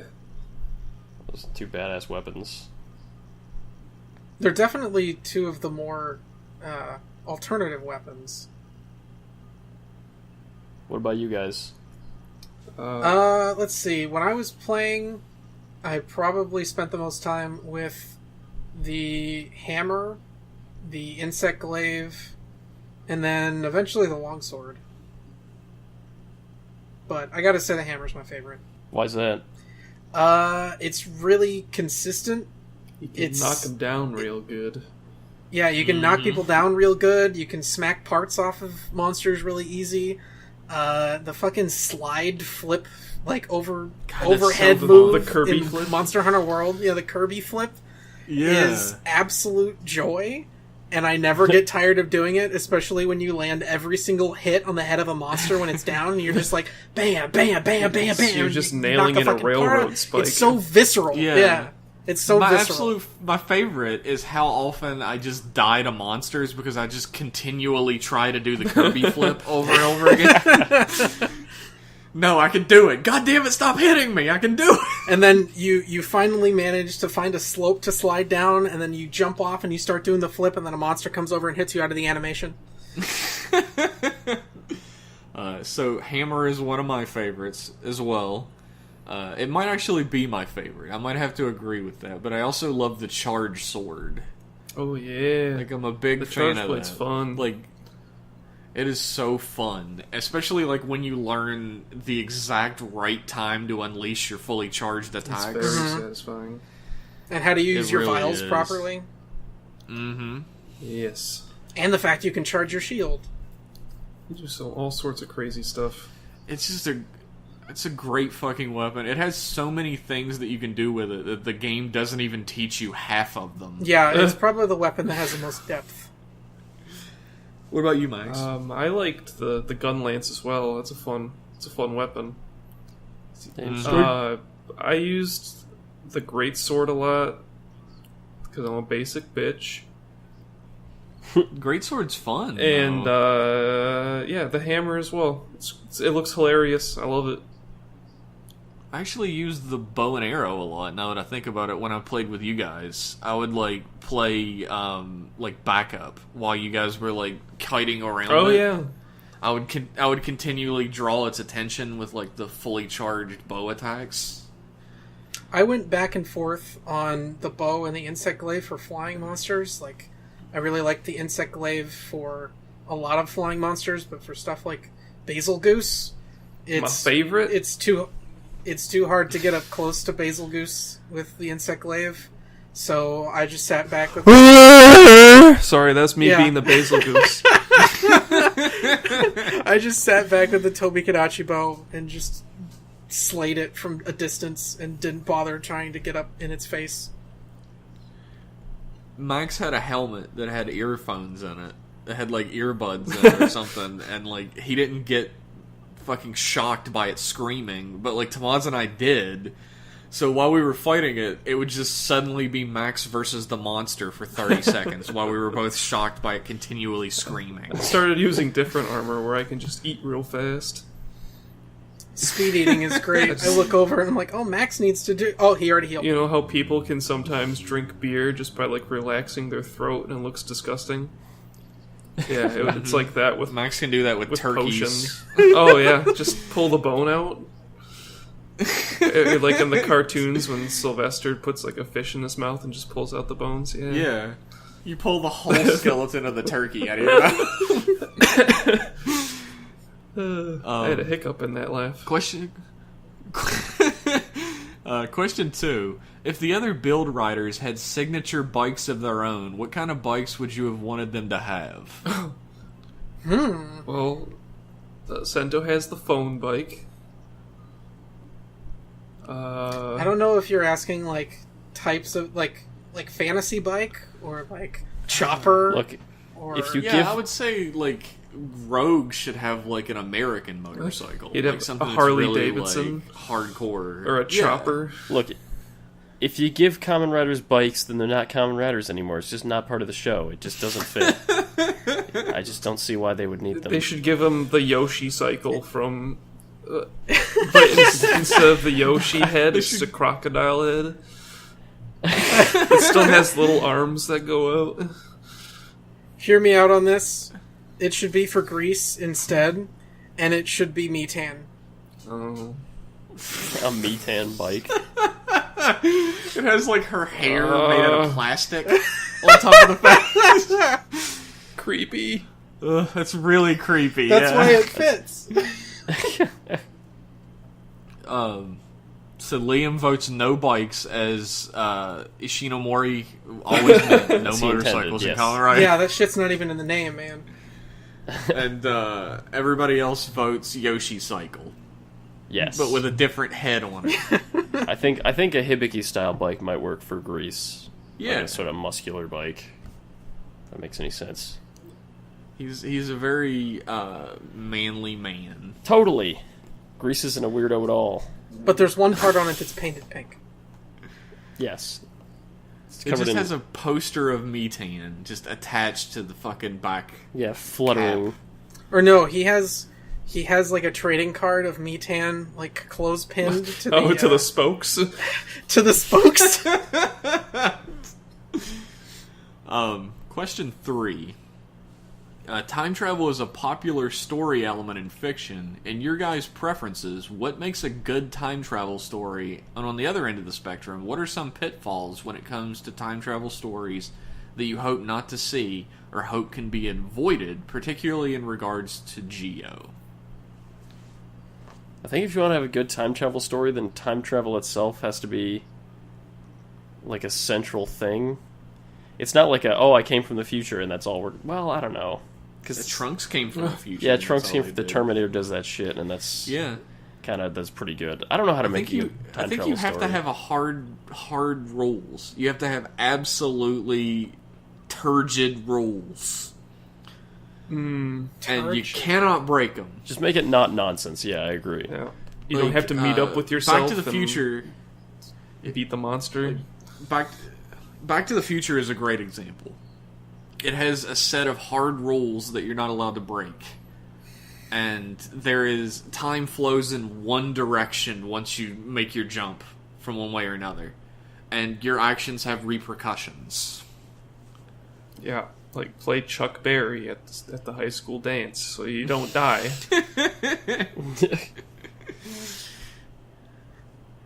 You're all a little too old for this, but your kids are gonna love it. Do you guys have anything? It's your cousin that make a good. It's your time cousin Harvey Toei. You know that new show you've been looking for? Well, listen to this. Toll. No, I think I gotta agree with you, Jeff. It's just about having rules and not being nonsense and not being a shitty story. It's just make it good. It's a lot easier to just not do a time travel story than it is to do one. I think for me, the thing that makes a good time travel story is it can't just be centered around time travel. It has to just be one element of the story. It can't be like the whole thing and you can't spend the entire show just time traveling back and forth and just confusing the shit out of everyone. Whoa. And I feel strange that I have to emphasize this, but if you do a time travel story, you actually have to know what the fuck you're talking about. And what I mean by that is, and I believe that Ken Levine said this about BioShock Infinite. The whole, like, it's not time travel explicitly, because it also does, like, parallel universe bullshit, but he said he wanted a story that didn't make sense or was hard to understand, and it didn't have to make sense. He just wanted it to be confusing or strange or make people think, and it didn't actually have any sort of, like, underlying meaning or purpose. And I just thought he was a complete moron after that. Sorry, go ahead. I was just gonna ask, is that the dude who, like, got upset because a character he designed has porn of her because it's his daughter? Yes. Alright. Yeah? So I've heard of this man. The internet heard that, and they're like, oh, so this upsets you, does it? Alright, we're gonna put her in everything. Porn. Sort of like how Blizzard was like, we will not allow porn of Overwatch characters. And look where that got. Here's my question. Though. If this is your daughter, why did you put her in a corset with half of her tits spilling out the top of them? Because I thought it was cute. These are things we don't talk about in public, Jeff. Anyway, Max. Oh, I have a theory. Now about how Zi-O is going to end, alright? Oh, are you ready? Oh, God, yep, really? Here it comes. Buckle up. Are you ready for some time travel bullshit? Alright, ready. so at the end, I'm not ready. he beats the main bad guy, Mr. Time, or whatever, and... okay, so get this. He doesn't need the belt anymore, alright? Alright? He goes back in time, puts the belt... he puts the belt on the on his own, like, bed in the past, and that's where he gets the belt in the beginning. You genius. Oh, that's some fucking Bill and Ted's Excellent Adventure shit. Isn't that... We gotta remember to leave this here for ourselves. That's another good way to do a time travel story. Is That's just how have fucking- complete fucking fun with it. That's how Kabuto got his. Oh, Yeah, shit. He gave himself. Gave he it gave to himself himself. his own upgrade. Well, I guess it's already been written. No, they should do it again. Yep. It's a great idea. It's like poetry. Just it do it rhymes. again. Yeah. Every stanza rhymes with the last one. Hopefully it works. I think that answers your question, Jake. Thank you for writing in. Thanks, Jake. Thank you, Snake thank you. Man. Our next question of the evening is maybe a question. It's an email from Tequila Zaku, Yum. who says, "Hey, I'm Tequila Zaku on the server. I had only started listening through the backlog of monthly episodes when a couple were already out, and now I've finally managed to catch up to the podcast. I always enjoy catching up on more build because I know I'll get to take another entertaining 2-hour, 51-minute bike ride while listening to you guys go on tangents about Kabuto." Oh, just like we did now. Yeah, that was prophetic. One piece of feedback before I get to my questions. I'm surprised nobody mentioned the Guyver or Zetman for live-action Toku adaptations, since those are ostensibly Toku-themed. The Guyver already. twice in We one also episode. talked about... Yeah, we also talked about the guy. Oh, man. Today. The Yeah, fuck? dude, this guy is on the show. Anyway, I know you mostly care about getting questions, so here's a few. What main rider had the best/most character development, in your opinion? Oh. That's tough. I have an answer for this one. Would Alright, it you be, go. what's his name? Kuga? It's not Kuga Man? well. Is it Shotaro? No, it's Haruka from Kamen Rider Amazons. Oh, yeah. Oh, absolutely. Like, yeah. he develops more than any other character in any tokusatsu I've ever seen. He's a completely different character by the end of his first season. He starts as kind of a sickly, sheltered boy, and in the end is a full-fledged rider. Is he a good He's like, boy at the end? He takes all of the Amazons who want to come. Amazons are cannibals, by the way. and he takes them to a city where they take the city over and run all the people out, and he becomes like the protector of everyone in the city. He runs the zoo. Yeah, exactly. And he not only does he like stop anyone from coming in to kill Amazons, if Amazons try to get out, he kills them himself so that they can't kill anybody. Is it like that guy in Bloodborne? Jura? The guy in like the lower city area where... Yeah, he's in Old Yarnum. It's Old Jura, Yarnum, the yeah. old hunter. The guy on the gun, yeah. Mm-hmm. It's similar to that in a lot of ways. Except, like... Well, no, I guess Jura loves those beasts and understands, too. So it's pretty much exactly the same. Okay. I could see that, then. But I unfortunately haven't seen Amazons. I feel like a lot of main writers actually don't have a ton of character development. Like, It's true. they have some character development, but I feel like them at the beginning of the show and them at the end of the show Sometimes they tends to be reverse pretty develop. consistent. Or sometimes they reverse develop. Or sometimes they become... I don't want to... I keep spoiling Gaim on this show. I gotta stop it. I just spoiled Amazons. I'm sorry, everybody. Well, that's fine. I was gonna say... I'm forgetting the character for Gaim. Gakusano. Koda. Gakusana. Coda. He develops, but still is kind of like a goofy guy at the end, but he does take on a lot more responsibility. I guess if you want to go reverse character development, you could say Michi. Well, I mean, he develops just True. into an asshole. Yeah. Develops into a psychopath. And then he starts to redeem himself because they give him a chance for no reason, so... Kagami from Kabuto is probably the main series of Kamen Rider, like, the answer I would go for. Since he develops from, like, spineless, like... Well, he's not spineless, he's, like, foolhardy and powerless and, like, frustrated and at war with himself to completely, like, becoming way more of a rider than Kabuto ever was. I'd also say that Liam's boy, Shinji? Knight, has a pretty good arc of, like, character development, because he starts out as this hardened asshole that's just trying to, you know, look out for himself and try to fix the problems that he has with his girlfriend. And then he ends up, you know, becoming the main character of the show because, spoilers. And then he fucks a girl on his girlfriend's unconscious body in a hospital. And then but Oja they eats cut some that out of poop. the show. They cut that out of the show. And then he ends up We're never going to be able to talk sacrificing... about Ryuki again. No. And then No. he sacrifices himself to reset the... I don't know how much I want to say.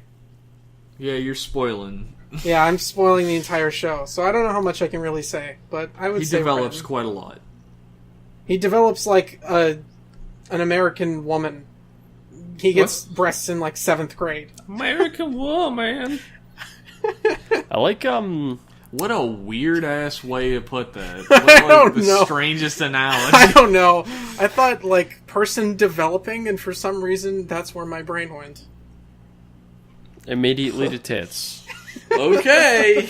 I have to agree with Jeff. I don't think there is a rider that develops more or has like better development than Amazon Omega. But I really do like it's quick development. But I like Shinosuke. Yeah. He sort of starts as this total layabouts who doesn't even really take being a cop that seriously, and Krim kind of whips him into shape. And by the end of the show, he's a married man and on top of his game. I like Shinosuke. Has like a theme when you really think about it. It's about like accepting responsibility. Yeah. And, like growing because of it. I guess some Exactly. secondary writers develop more than like the main writers. I feel like main writers in general are meant to be slightly more like blank slates than the rest of the characters, because you're meant to like project yourself on them, especially if you're a kid. So the secondary writers tend to get more interesting arcs and have more interesting dilemmas. Like I'm watching Blade right now, and at least for the beginning of Blade, I'm like almost halfway through. Fucking Tachibana, he's got all these dilemmas. He turns evil to get power because he's insecure about how strong he is to fight the undeads. He loses his girlfriend. He makes all these tough decisions and does all these things. Yeah. And the whole time, Kenzaki is like hanging out in a room waiting for a computer to beep, and then he's like, "Shit, there's an undead," and that's all he does. Like it's night and day between these two characters. Tachibana sort of falls off the face of the fucking earth at a certain point. Oh, I bet he does. I bet he does. And then he comes back later a little bit. But the show ostensibly becomes about Chalice and Liangle at a certain point. Chalice is... You could probably tell somebody that Chalice or Tachibana are the main character and they'd believe you. Because they do all the shit. And Kenzaki does nothing. I like that about Kenzaki in a way, though, that he's doing a job. This is his job. He's just trying to stay employed. It's his 9 to 5. At least before board collapses, it's his 9 to 5. He actually goes through like a moment where he's like, should I even do it anymore? I'm not gonna get paid. Oh my god, I'm out of money. He has the realest problems out of everybody in the series, though. Like, shit, I don't have anywhere to live. Where do I go? Yeah. I like Blade so far. This is a question I can't answer, but I feel like you guys probably will be able to. What is your favorite custom Robo game? Oh, I only played the one on the DS. The GameCube one is better, in my humble opinion, but the DS one's good. I believe you. I have not yet played Custom Robo. However, I bought a copy at MagFest. It's a great game. Or no, I didn't. Did I buy it at MagFest or did I buy it in New York when I was visiting Mags? I don't know. I think you bought it here. I think so too. Yeah, I don't think you bought it at MagFest. No, I didn't. What's your main in that game that you think is best? Oh god. Main, like the body or whatever? Yeah, like your Robo. Oh. What's your main Robo? I liked using like this little tiny dude. I don't remember what it was called though. Yeah, it's been a long time. I kind of like the Strike Vanishers, these guys that can teleport. What is the most physical pain you have ever been in? Oh. Wow. What kind of question I is this? watched all of Ghost. Oh my god. No, Ghost is a scar that'll never heal. Physical pain heals eventually. That's Ghost true. will never heal. It's an oozing wound on my mind. Hey Max, how glad are you that we stopped watching Ghost? Pretty good. Oh, pretty glad. Yeah. Saved me an ulcer. The most physical pain that I've ever been in? Sure. In recent memory, I was a little kid. One time my brother hit me with his bike, and I fell and I hit my head on the corner of the sidewalk, and I had a massive concussion. Ooh. That's probably the largest physical pain. I was a little kid. I was like 8 or something, 7 or 8. That's probably the most physical pain I've ever been in. That explains a lot of how I am today. It really does. Like, your evil switch got turned on when you hit your head.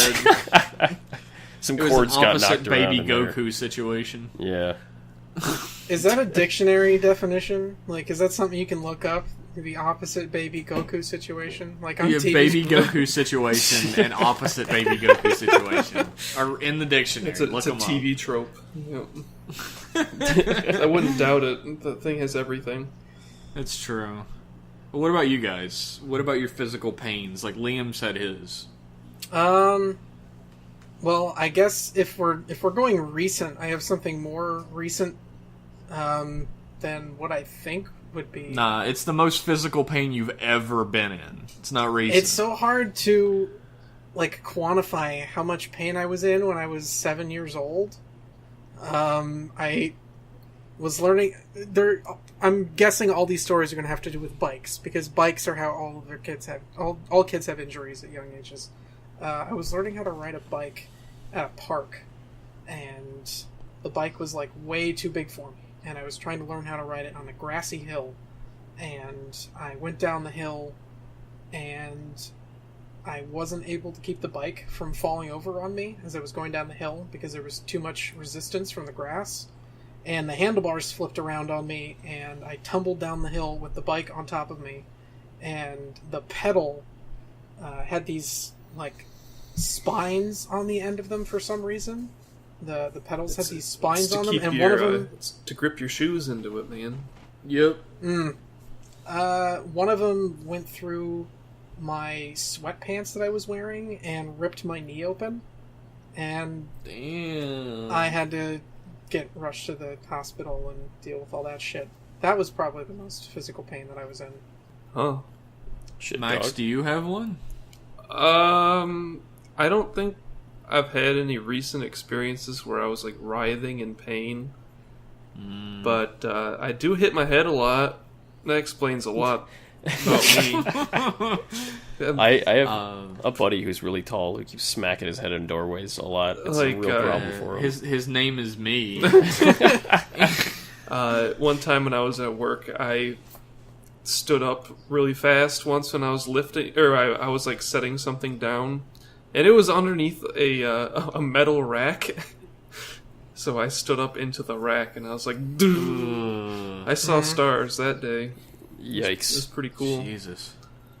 When I was 13 years old, I lived on top of a hill, and basically from one direction the hill was paved, but on the other direction, like, you could just go straight over through like some thickets down the hillside into the town. That was much faster. It was very steep though. One day I was at a friend's house down in town, and it started raining when I was on my way home. And I was like, well, fuck, I'm not going to go all the way around town to go back up the right way. I'm just going to go up the hillside.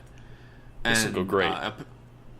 Apparently it had rained a lot more than I thought, and it was like trying to crawl through mud the whole way up. And it took me probably like 20 minutes, which normally takes me like 3 to get from the bottom to the top, because I kept sliding back down. And I was at the point where, like, if I try and go back down, I'm gonna fall. You're just falling down an up escalator the entire time. Yeah, pretty much. And I got all the way up to the top where literally all I had to do was grab onto the fence and pull myself the rest of the way up, but my fingers slipped on the fence, and I rolled all the way down the hill. Oh, shit. I slammed into a tree at the bottom of it, and then, like, slid off of it, and just fell the rest of the way. You did like man, a Kung Pao thing? Yeah, I was laying in the, like, at the edge of the field that somebody's house was all the way on the other side, and I'm laying there in horrific pain, and I try to stand up, and my arm moves, and it comes to light that I have broken my elbow. Oh, shit. Bend And the wrong way. I can see it pressing. It's like pushing my skin. Ugh. Like the bone is pushing my skin. And I just start screaming. And eventually my neighbor down there came out and like put me in the car and took me home. Oh yeah, that'll help. And like I'm like crying and like just and they're like, oh my god, what's wrong with you? And I'm like, my arm's broke, you know, I think my arm's broke. And my mom comes out and she's like, I can't believe you made our neighbor take you home. Oh my god, you're you such are an so inconvenience. lazy. You are so lazy. You could have just went around the long way. And I'm like, my arm's broken. And she's like, no, it's not. And then she like looks at it and goes, oh my god, it is. So they put me in the car and took me to the hospital. And it all ended well. They set my arm slightly wrong, and it still hurts if anything touches it a little bit to this day. And now you have a chicken wing. The end. Like, you know how, like, if you tap your funny bone on something, it hurts a little bit, and you're like, Yeah. oh, God. It's like that, except it feels like I've broken my arm again. When I tap my funny bone. You just press the button. Yeah. So if anyone wants to disarm me in a hostage situation, Disarm, now you know huh? how. Heyo. Okay. And the last question, he actually sent us a bunch, or they sent us a bunch of questions. I'm just picking and choosing. This one, is there a genre of music you would want to be primarily featured in a Rider show the way ska is for O's? Ooh. Uh, Freeform jazz. I would love a jazz rider, actually. Yeah. that does What sound is cool. it hibiki, kinda? Is it? I guess Hibiki's like all music. Like they do a bunch of different genres. He's Taiko Drum Master. Speaking of Hibiki, I just downloaded the whole series. I need to get on that. There was a bunch of subs released recently. Hibiki is the great mystery. I'm gonna go with like 80s and early 90s hip hop. I was gonna say hip hop too. Shit, like that would be so fucking good for a Rider series. I mean, it's hopefully really not a genre of music you would expect to see in that show either. But it could be really cool. Well, there is that part in Double. No, in Blade, I think. Wait, maybe it's Fies. The guy on the bus who's like listening to music and he turns into a monster and kills everybody on the bus. Like in the original airing of that, they're playing the Jump remix by Busta Rhymes. Yeah, I remember you telling me that. Which is hilarious. Because it's just him constantly saying the N-word over and over and over again. Oh my god. They changed it, though, for the DVD release to something else. How about some house music? Like that scene in Samurai Jack, Yeah. where Jack goes to the rave. That'd be perfect for a Rider series. We need some dubstep. We need some dubstep Rider. Need some labouche. It's about time this show evolves. Fuck yeah, we need some labouche. Some real McCoy. Be my lover, Rider. Anybody else have any suggestions? Nah. That's it. Just some Skrillex. Tequila Zaku. Don't Skrillex. Don't, no. Some Daft Punk. Actually, some Daft techno Punk might not be a bad Yeah. idea. Yeah. Yeah. Tequila Zaku finishes by saying, "Thanks for reading my email, and all four of you for creating a great podcast." Well, Which podcast are you referring to? Yeah. M-Class Podcast. There you go. When are we gonna guest on M-Class? Never. When you suck my dick and give me money. I'll go on M-Class. Well, I've already... So, I just gotta give you some money, right? Yeah. Our next email is from D-Cake. Certainly the real name. D-Cake? Donkey Cake? Donkey Cake. He's the leader of the bunch. D-Cake. Donkey Kong. D-Cake. Donkey Kong is here. Hey, RCR. Hope you guys have had a good July. It's been pretty hot. It's been okay. It's alright. Fetch. Thank you so much for the coupon? Coupon. It's been a month. I don't remember what that... I'm sure it's a joke we made. I think we gave someone a coupon from... for new listeners, we gave them a coupon for 25% off. Something. Something in the future. I think it's a coupon for just one of us to give you $10 or something. If you see us in person or something?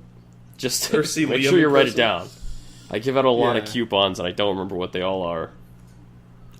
Anyway, I have two questions. If Kamen Rider Zi-O was a rider whose power relies on fusing two previous riders like Ultraman Orb instead of what we have now, do you guys think that concept would be interesting? And which two riders would you put together? That is fucking cool, actually. I would like that. Oh. I think directly copying another series probably isn't a good idea. But if Orb hadn't have already done it, I'd be all on board. I think it's cool. The two that I'd mash together are Ryuki and Blade, because they're both knights. Yeah. And, yeah. You mean Knight would- and Blade? Well, yeah, can we use secondaries? Because then it'd be Knight and Blade. You can. I guess you can use whatever ones you want, but Yeah, fuck I think we rules. should stick to mains. Okay. Alright, Ryuki and Blade, because they're both knights and they both got swords. I'm gonna fuse Wizard and I'm gonna fuse Ghost and Kiva because they're both spooky, and then if they die, I'm rid of both of them. I was gonna say, yeah, fuse them and then you can just kill it, and then they're both dead. It's not really what this thing means at all. No. Like, it's a new guy using both powers. Ghost and Kiva might actually be a fun power thing, though. Like a vampire ghost. Yeah, they're both like spooky things. Yeah. They're both undead. Vampire Ghost. You pull that from fanfiction.net? Yeah. Vampire Ghost. The ghost. Kuga and Agito, and then you just have the same power set. Yeah, and then nothing happened. Oh, okay. And then the only thing that happens is Agito now has a gun. Yeah. Like a Glock 40. A Glock? He just has like a fucking 9mm. Yeah. He's got a Beretta. He gets an open carry license. That's pretty tough. Double and build, put them together, and just make a fucking mess. It's like 4 halves. Yeah. You should do Forze and build. It'd just be like Kamen Rider Simon, because it'd just be like 4 colors. And then the enemy has to hit him in the right combination. I think it would work better for Riders, this whole concept, than it does for Ultraman. I think I've talked about this before. I guess I'm stupid, because I can't tell most of the Ultramen apart. Like, they all look almost exactly the same to me. Yeah. They all follow the same... I'm not trying to be an ultra racist here or anything. They all follow the same design principles. Like, they're all the red and silver sort of sleek suit. Yeah, some of them have, like, blue, which helps a little bit, I guess. But then there's so many of them that have a little bit of blue, I can't tell any of those apart either. I guess if I watched the shows, it would be different. Like, if I watched more of them. Mm-hmm. Yeah, probably a fan would be able to tell them apart. Yeah, we're fake fans. Subtle faces I've seen and chess both pieces. Yeah, like I've seen Ultraman, the original series, a bunch of stuff, and I've seen Ultra 7, and they don't look anything alike to me. So, I'm sure that's the way it is for everybody else for all of them. I don't know. I've grown to appreciate the Ultraman look. At first I hated it. I think it's cool. I think it's a cool look. Yeah, I get that, because, like, if I hadn't seen Kamen Rider before, I'd probably think Kuga and Agito were like, yeah, what's the difference? It's kind of hard to tell them apart. I don't know, they got different colors. Kuga's red, Agito's like gold. Yeah, but then Kuga also has its changes gold form. colors. That's true. And Agito changes colors. Yep. They just have different shapes, really. Like, different shaped helmets, different shaped crests. They have kind of similar designs behind them, yeah. In terms of, like, shape. Even the belt kind of like looks similar. Yeah. They're like a modern Rider 1 and Rider 2, except they never fucking teamed up. Fuck you, Toei. Lost opportunity. 6 boobs. Yeah, he's got way more tits. Yeah. He's got an 8-pack. He goes all the way back up to his fucking tits. Yeah. He's got a tit pack. If I were to combine 2 main riders, I would combine Kabuto and Wizard, so that then we could have Kamen Rider Doctor Strange. Do you get the personalities of the riders, too, when you combine? I think it's just the powers, because it's like one dude. I don't know if you'd combine the personalities. I guess that's true. I don't know. Is there any rider who's like known specifically for physical strength? I think all of them to a certain degree. Stronger, because he's strong. That's true. He is stronger than everyone. He's not just strong, yeah, he's stronger. I don't know. I wanted to combine Kabuto, who's the fastest rider, with whoever's the physically strongest rider, and then you're literally unstoppable. You'd probably...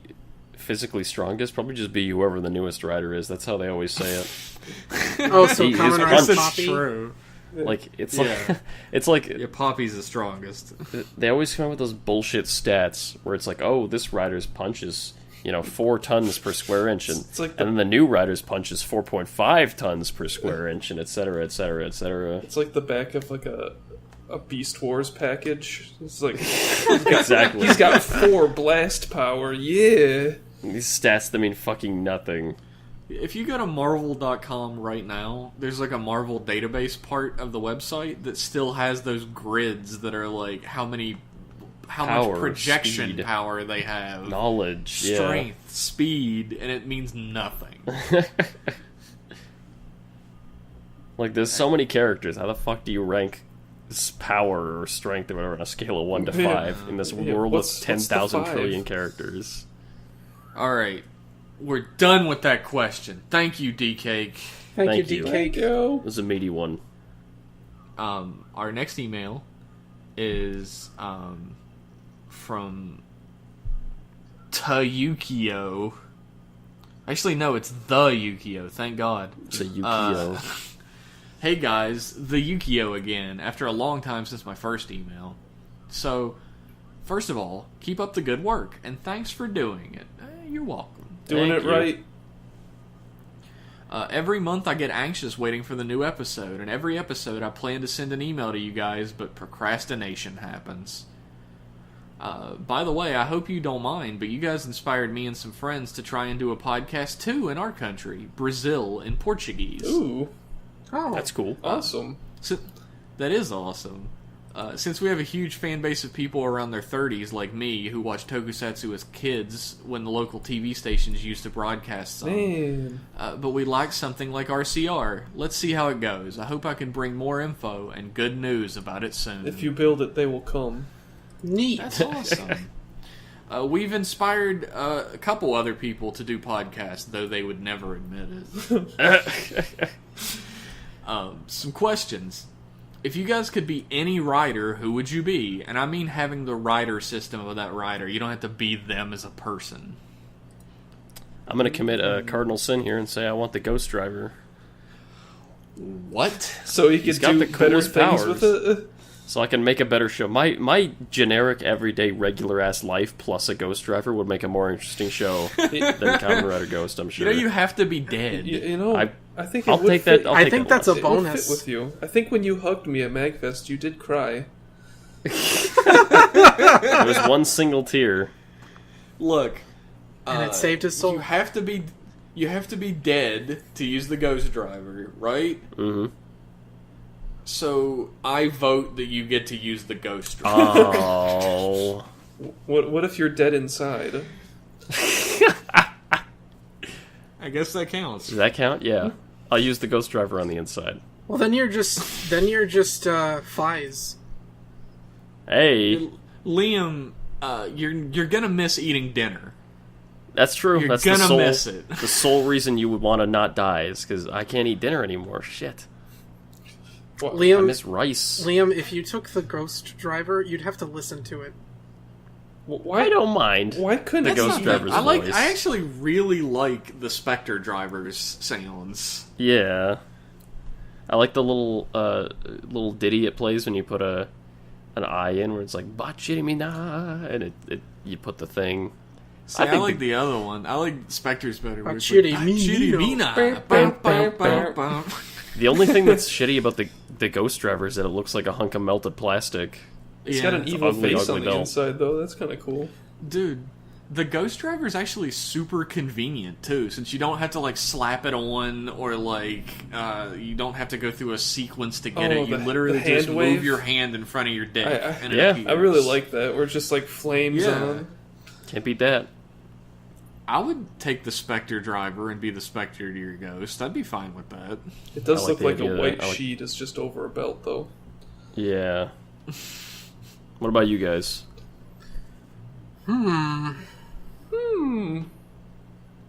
Everybody knows what my answer is going to be. You're gonna be right. I want the Lost Driver. Yeah. I want to be Kamen Yeah. Rider Joker.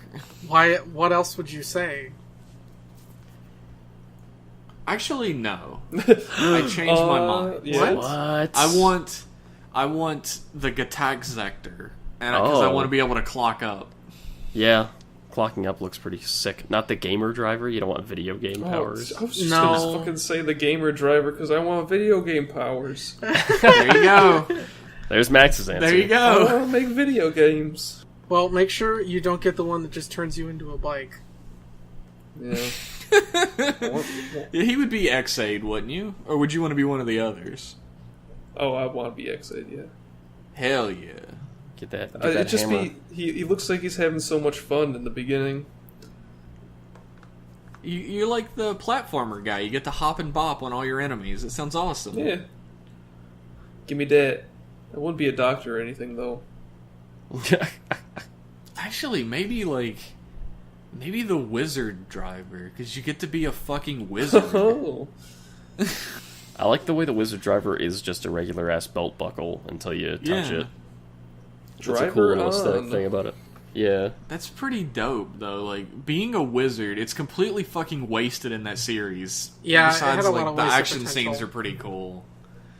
The action scenes in that series are pretty cool, but, like, otherwise it's not great. But, like, I don't know, maybe...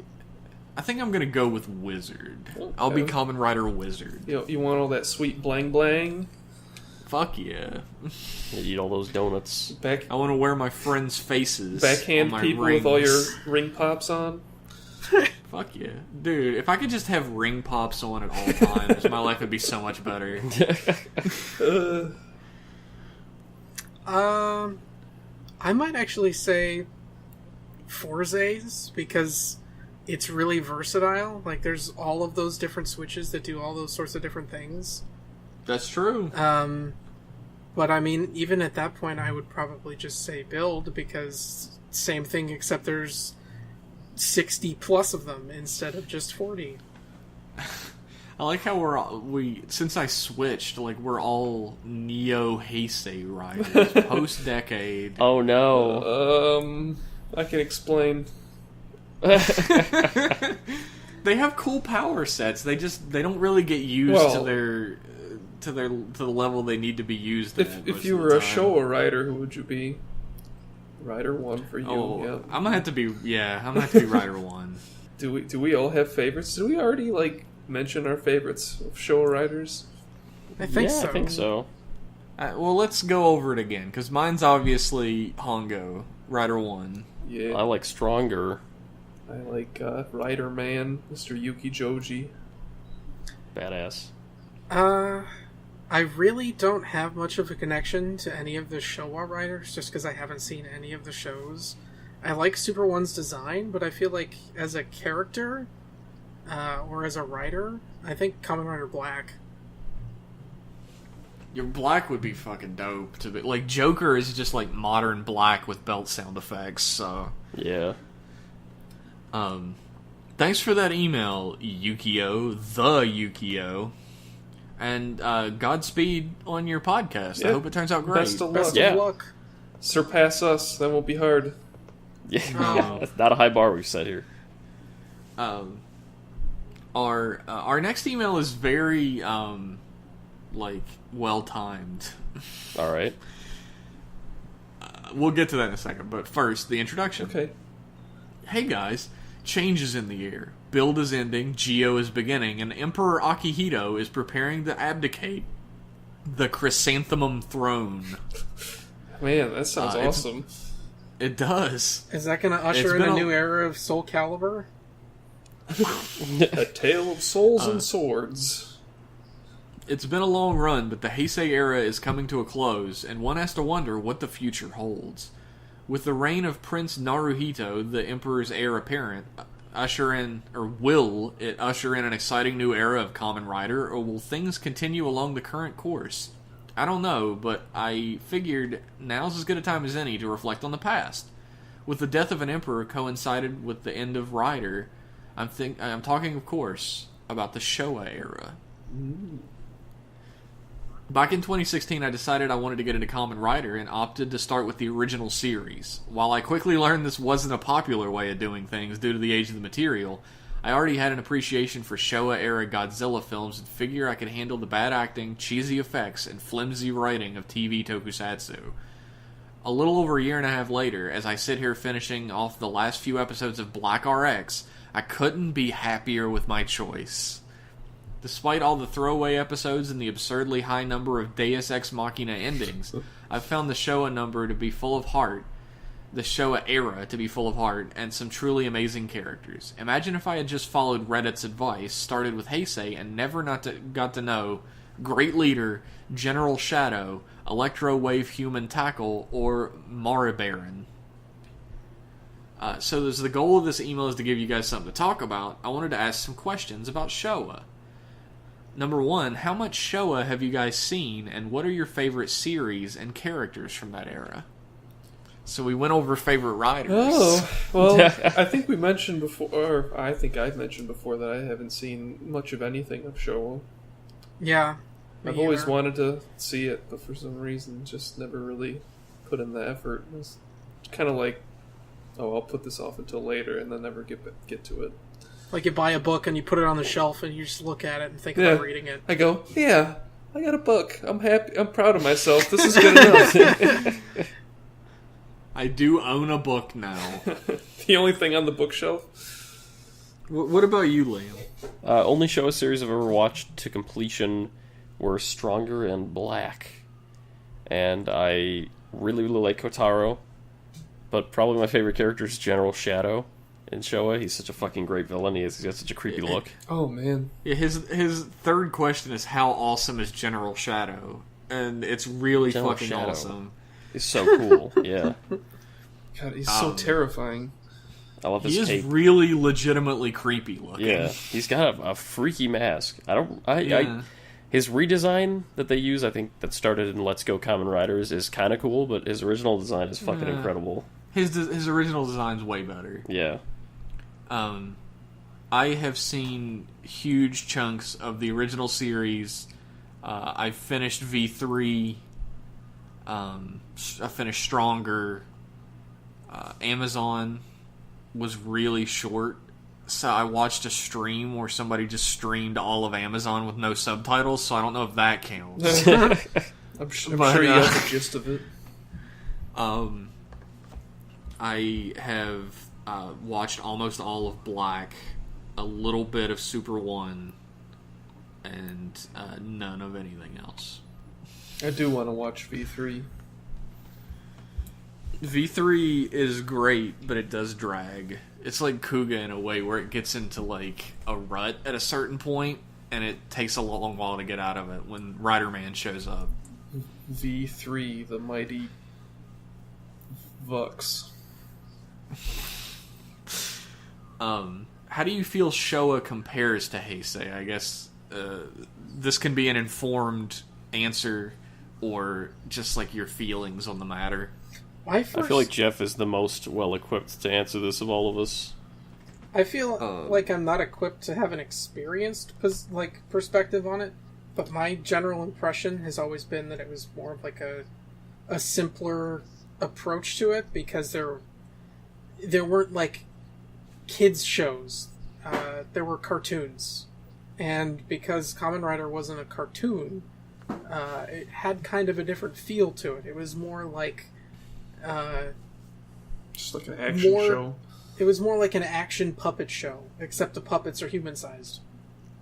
It's like an action show like that was on American TV at the time, or during the 80s. Like, it's like the A-Team, or like Knight Rider. It had better special effects than the A-Team and Knight Rider, but it's basically a lot like those shows. Like, if you've ever watched an ongoing action television show, then in America, it's very much the same, where the draw of the show is the characters and seeing them interact with their world. And like, I have to say, I have never felt more amped watching a Heisei show than I have watching Showa riders fight against their enemies.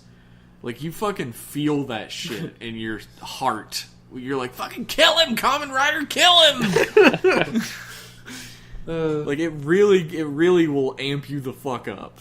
The choreography's a little more raw in Showa shows, a little more brutal, a little more like kung fu focused rather than big special effects. Yeah, I feel like Showa teaches a far better lesson than Heisei to kids. Heisei tends to follow the friendship is your power that everything else does in Japan now. Yeah. Heisei, like, Showa is literally like, if you can't do something, work hard, and then you can do it later. Often victory comes at terrible sacrifice, and the path of a hero is a horrible... That also comes up in pain. Showa a lot. Yeah. That comes up in Heisei sometimes, too, so... You have to kill your best friend who became a monster. Always. I always remember this one thing I read where it was Shinomori talking about this one time when he was a kid and a bully was starting shit with him on the playground, and he fought the bully, and he kicked the shit out of the bully. And when the bully was lying there crying at his feet, he didn't feel happy. He felt very sad to see this sort of crumpled up human. And he said that was one of his main, like, it was like a formative memory for him, and one of the main inspirations for Kamen Rider, of like victory at the cost of your humanity a little bit, victory at the cost of a piece of yourself. There's a loss of innocence. There's a specific episode of the original Kamen Rider. It happens early on. It's like the Scorpion Man episode, where Hongo meets one of his childhood friends that he grew up with, like, racing against. Like, they're racing rivals, motorcycle racing. And his friend sells his soul so that he can kill Hongo. And he becomes, like, a monster. And Hongo has to kill his best friend. Oh, damn. Jesus. And it like, ruins the man. Like, he's just standing there staring off into nothing at the end of the episode. And that's, like, a harsh-ass lesson to teach children. That, like, but I feel like it's a much more necessary lesson. The lesson, like, that someday you'll have to kill your best friend. Yeah. You guys are my best friends. No, the lesson that, like, violence destroys everything. Like, if you meet violence with violence, it's just going to destroy everything. It's a lesson that, like, nothing teaches anymore. It's all like, hey, fucking fight them. The hero's path isn't the easiest one. Yeah. None of us have watched Black RX, so we can't really respond to this last question. It's like, what do you think of Black RX? Mm-hmm. The only thing I know about Black RX is that I'm not really interested in watching it, and it got Kamen Rider taken off the air for 20 years. The only thing I know about Black RX is Shadow Moon ruins the prom. I mean, I've heard Black RX is actually pretty good. I mean, that's what Nishka says in this email. But, I don't know. I don't really have much interest. Maybe it's because Black RX's design doesn't really appeal to me all that much. He can't turn his head. He's got an ugly design, and also Black has a really nice ending I like. It's this really bittersweet, horrible thing that I really love. I don't want to have a continuation of that story. He's the son of the sun, though. Black Superman, Black RX. Thank you for your email, Nishka. What time are we at right now? Fucking 2:20? 2:20. Yeah, I go through the rest of these? How many we got? Whatever. We got 5 more. Alright, lightning round. Lightning round. Fire them off. This is a really short one. This is from Timeline, who says, Hi. Hey guys, hope you get around to seeing Q Ranger versus... I haven't got around... Hey guys, have you got around to seeing Q Ranger versus Space Squad yet? And if so, what did you think of it? No. I saw just, like, the crossover episodes. That's basically it. I've been out of Sentai for a while. I haven't seen it, even though I was really excited for more Gavon. So, I don't know. I'll watch it eventually. Tamaz, have you seen it? Nope, not even on my radar. Sorry, Timeline. Whoops. Our next email is from Zolgheim. Yeah. Ayo. Good old Zolg. Way to fucking rhyme, you guys. Hello there, RCR. This is the first time I write an email to you guys since the format changed, even though I'm a long-time listener. Since the very first episode, when this dude was shamelessly shilling his podcast on Kamen Rider General. No dignity. Nope, still no dignity. You have Look, no I'm a fucking hustler, baby. Like, now that there are 4 boys here, I want to ask, what is each of your guys' dream Kamen Rider series theme-wise? Besides bugs, of course. Masked wrestlers. Fuck, that would be good. That would be good. That'd be so good. What about the rest of yous? I want one themed after racing. Oh man, but that would be good. Sports. I want...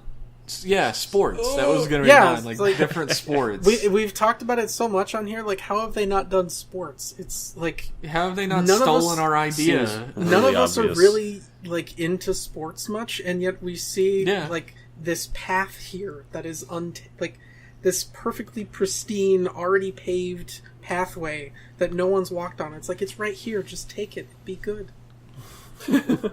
I would love to have a series that's based on like art, because I'm a good art boy.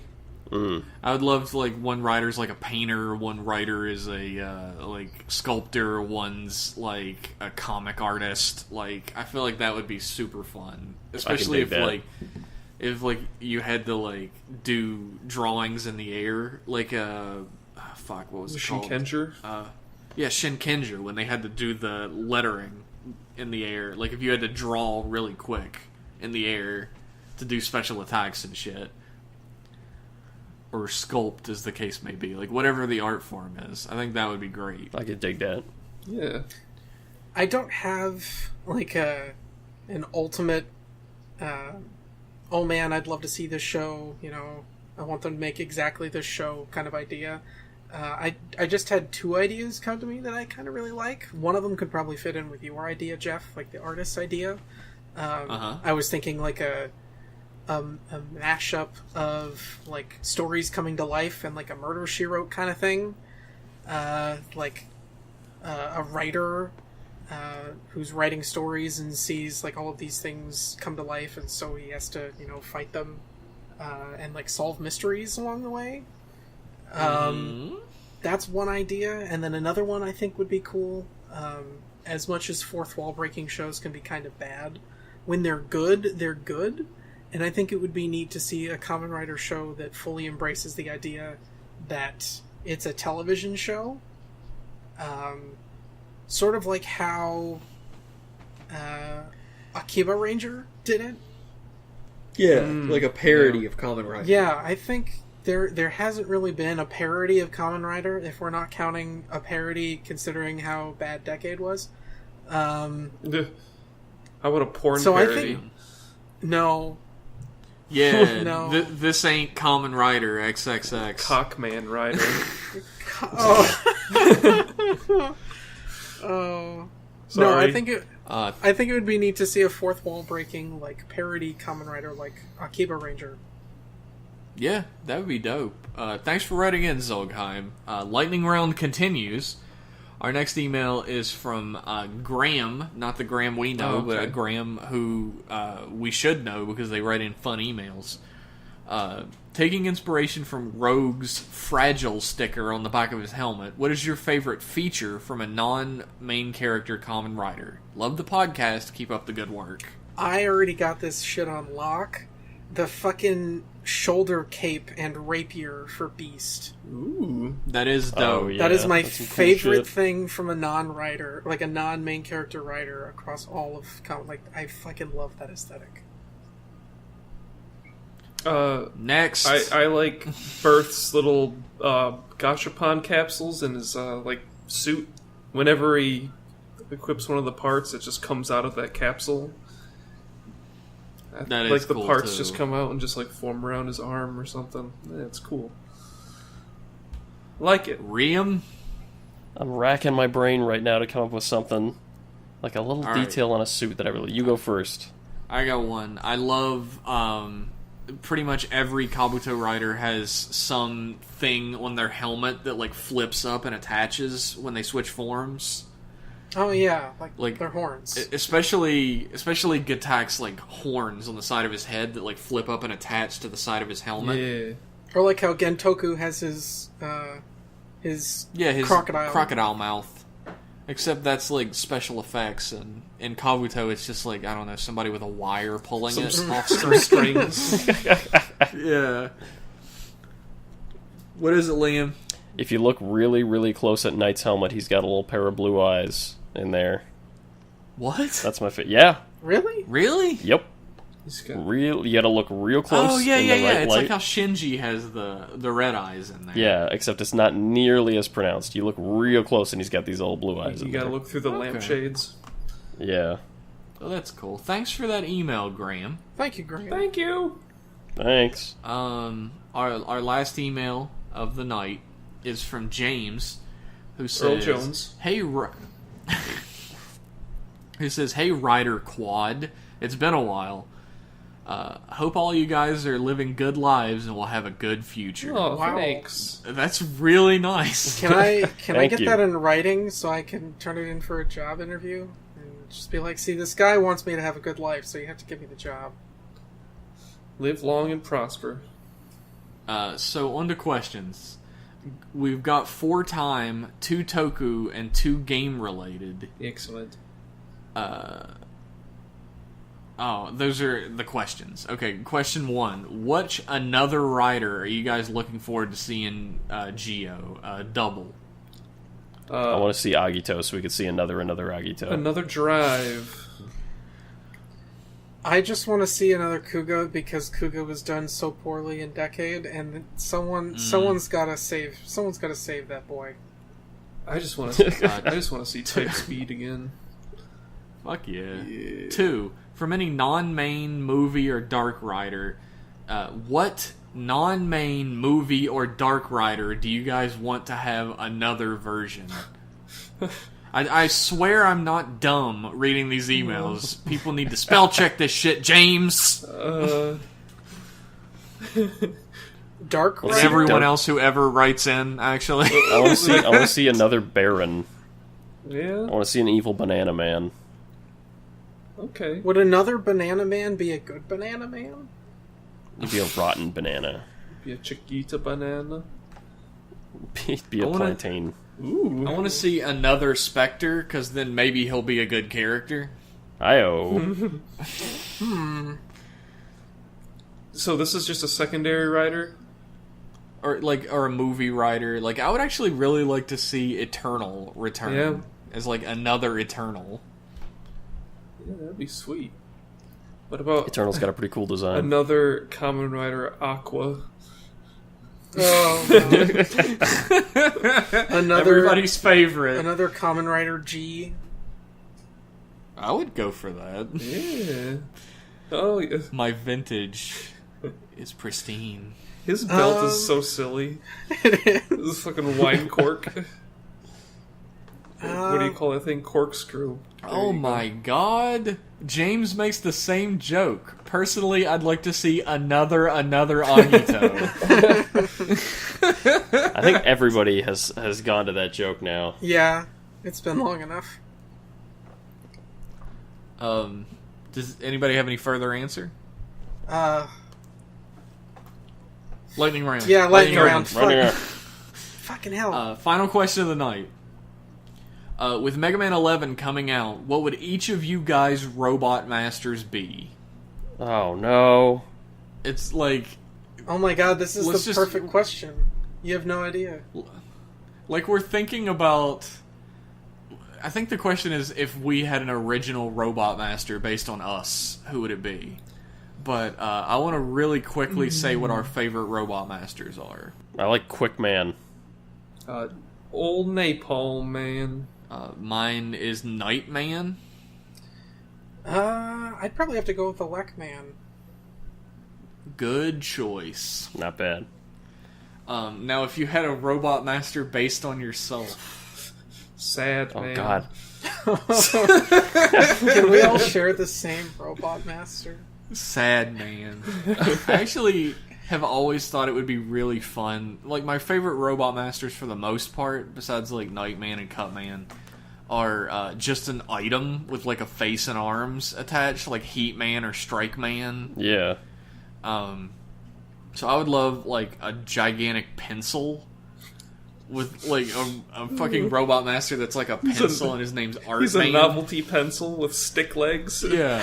his name is Art Man, and he draws shit to life. Like scribble I'm looking dots? around at an object around my room and I will be Lockman. That's not bad. A big padlock. actually. Boom. Oh no. Something that embodies me.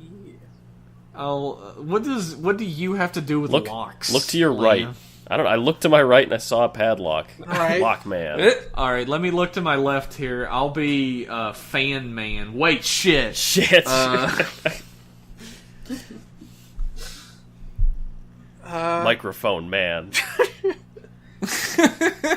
Is there art? No. I guess that hasn't... I'm thinking... There hasn't been done. No, I'm thinking of Microphone Kirby. Man. I always like the robot masters that are like based off of vehicles, like Charge Man and Turbo Man, Gyro Man, Nitro Man, or Eero Man. I like Euro Man.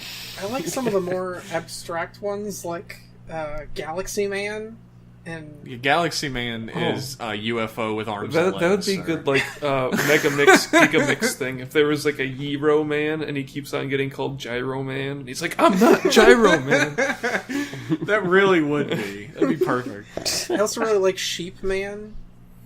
Sheep Man's cute. It's a cute robot master. But... I have, like...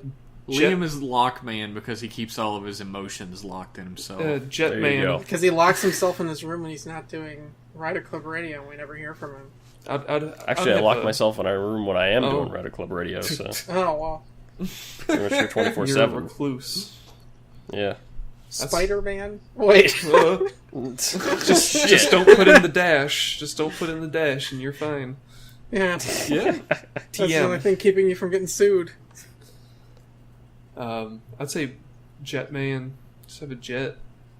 I don't mean it's Jetto Man. Chojin Sentai Jetman. Jetto Man. Jetto. There isn't already a Jetman.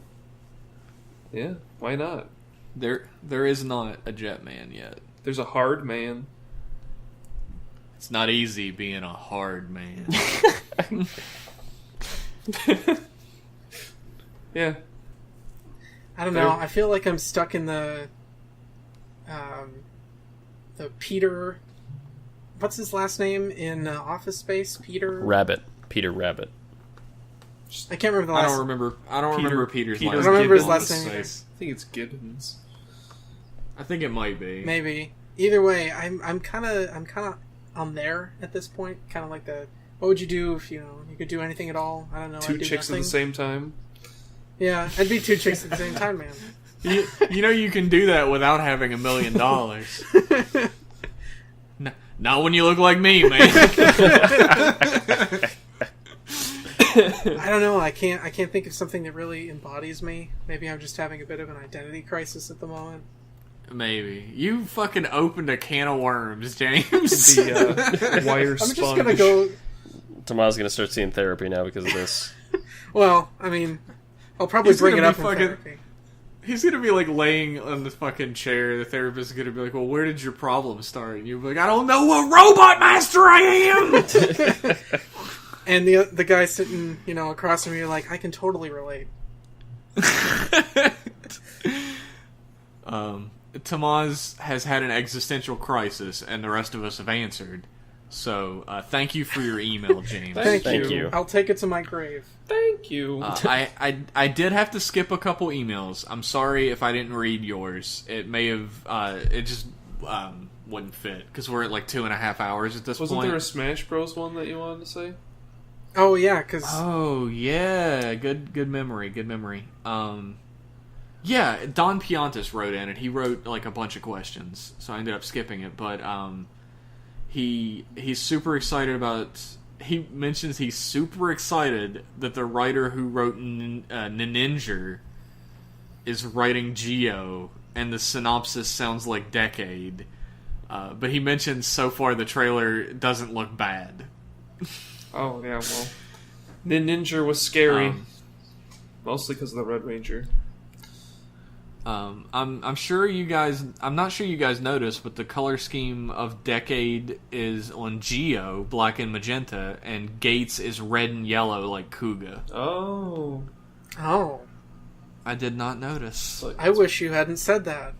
It's like poetry. Because now I'm not going to be able to get that out of my head. I'm gonna have to skip to the fourth one because we're running out of time. I hate to do this 3 times in a row, but Smash thoughts from the last Direct. Fucking King K. Rool finally made it in. Also a bunch of cool stuff like the moon from Majora's Mask crashing down, and Squad Strike where you can play multiple characters as one stock. Sakurai is truly the Dan Kuroto of real life. You didn't even mention Simon fucking Belmont. That was the highlight. Seriously. That was the big reveal. Yeah, that was great. Because we all just want a Castlevania fighting game that's actually good. Yeah. The gameplay was super repetitive in what the fuck ever that Castlevania fighting game was, but the designs were fucking atrocious. Castlevania Judgment. Mm-hmm. Yeah. The soundtrack was pretty good, but that's like for the Wii. It's like Castlevania. Always has good Not soundtracks. a great game, yeah. That was kind of where Castlevania died, because the game that came out before that was Order of Ecclesia? Order of Ecclesia. I like that game. That's not a bad game. I liked it a lot too, yeah. I have to say, it. I tend to gravitate heavily towards games where you play as a Belmont, which doesn't come up very often. Not anymore, no. In games. Not since Alucard. I'm psyched they didn't go with Alucard. I know a lot of people are mad about that, but Simon Belmont was my number fucking one want after Mega Man. So it's a good fucking choice. Yeah, he's cool. He's cool looking. I'm ready to fucking whip it. He's got the strut and everything. He's got the actual chain whip and everything. Yeah, he can jangle it around like a pair of keys. I love that. I know that Max loves King K. Rool. King K. Rool. I love King K. Rool. Apparently, they asked the guy on Twitter today who named him how to pronounce it, and he said King K. Rool. That's good. That's good. I just love the cartoon because of how stupid it is. It is really bad. I've seen that cartoon. Some actually almost good songs on it. Eddie. I fucking love Eddie. Eddie the Mean Old Yeti. Take me back to my home. I'm actually pretty happy that King K. Rool made it in, because I always really liked him. Donkey Kong Country is one of my favorite games ever, so... I was thinking about how he throws his crown, and like in the game he keeps throwing his crown even though you keep jumping on his head. I always thought like, yeah, when our bosses are gonna be like, oh, maybe I should stop doing this. Oh, he keeps hitting me every time I do it. Should I stop? Or... I don't know what else I can do. I guess I'll keep doing this. I mean, this is what I practiced. Like, Tamaz, I know... Like, I love Metroid as well. I think we all love Metroid here. Yeah. But I think Tamaz is, like, the biggest Metroid guy. Can't argue that. Were you excited for Dark Samus? Not really. Just because an Echo Fighter for Samus is, like... That's fine, I guess. They already had all the different suits. I don't know how different the moves are. And I don't even really like playing as Samus that much in the Smash Bros. Games. I do think it's neat that Ridley's in the game. Like, yeah, I can't fucking believe that actually happened. I was really excited for Ridley to get into the game. Like, I was never one of those people who was signing petitions over it or anything, but I was always hoping he'd make it in. I wanted to see another representative for the series, and it was really hard to think of anyone else that you could really put in, because it's such a solitary... It's such a solitary series. Like, you don't have any other characters. And now you got two characters. Don't you even mention Other M, because those characters don't exist. I'm sorry. What's that name? Anthony Higgs? Anthony Higgs. Remember me? Remember me? He's actually a nice guy in the game. Yeah, he's the best character in that game. Even better than Samus. He's even better than Samus, because he has, like, agency. Yeah. My number one thing that made me happy was Simon Belmont being announced. My number two thing that made me happy is a lot older. It's that Mario is wearing Cappy. That made me the second happiest. How many times did you say get rid of Flood? Yeah, I want rid of Flood, but he still has it. Like, he throws Cappy for his taunt. I like Cappy. I love Cappy. Cappy is the only fucking Nintendo sidekick tutorial character that I've ever liked. He's a charming little fella.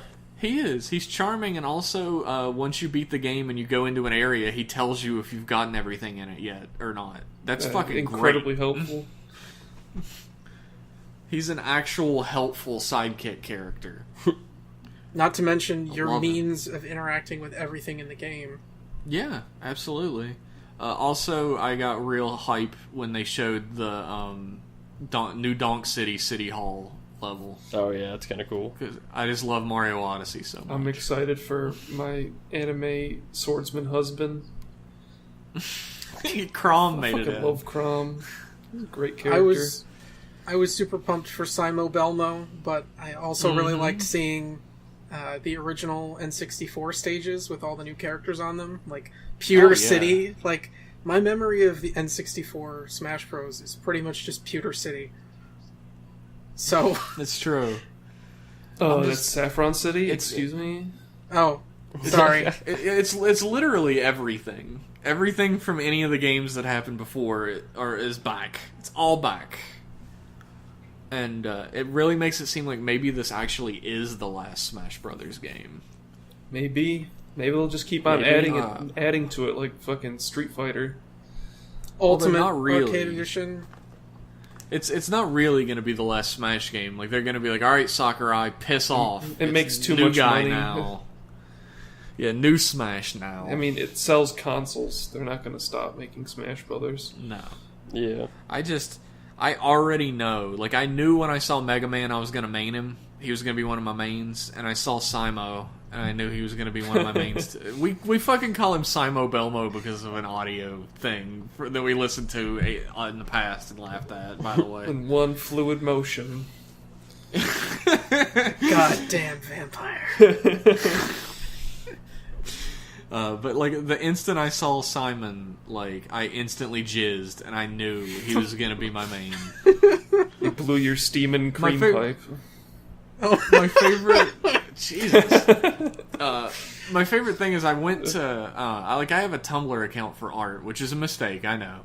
And I did, like, a search for Simon Belmont afterwards.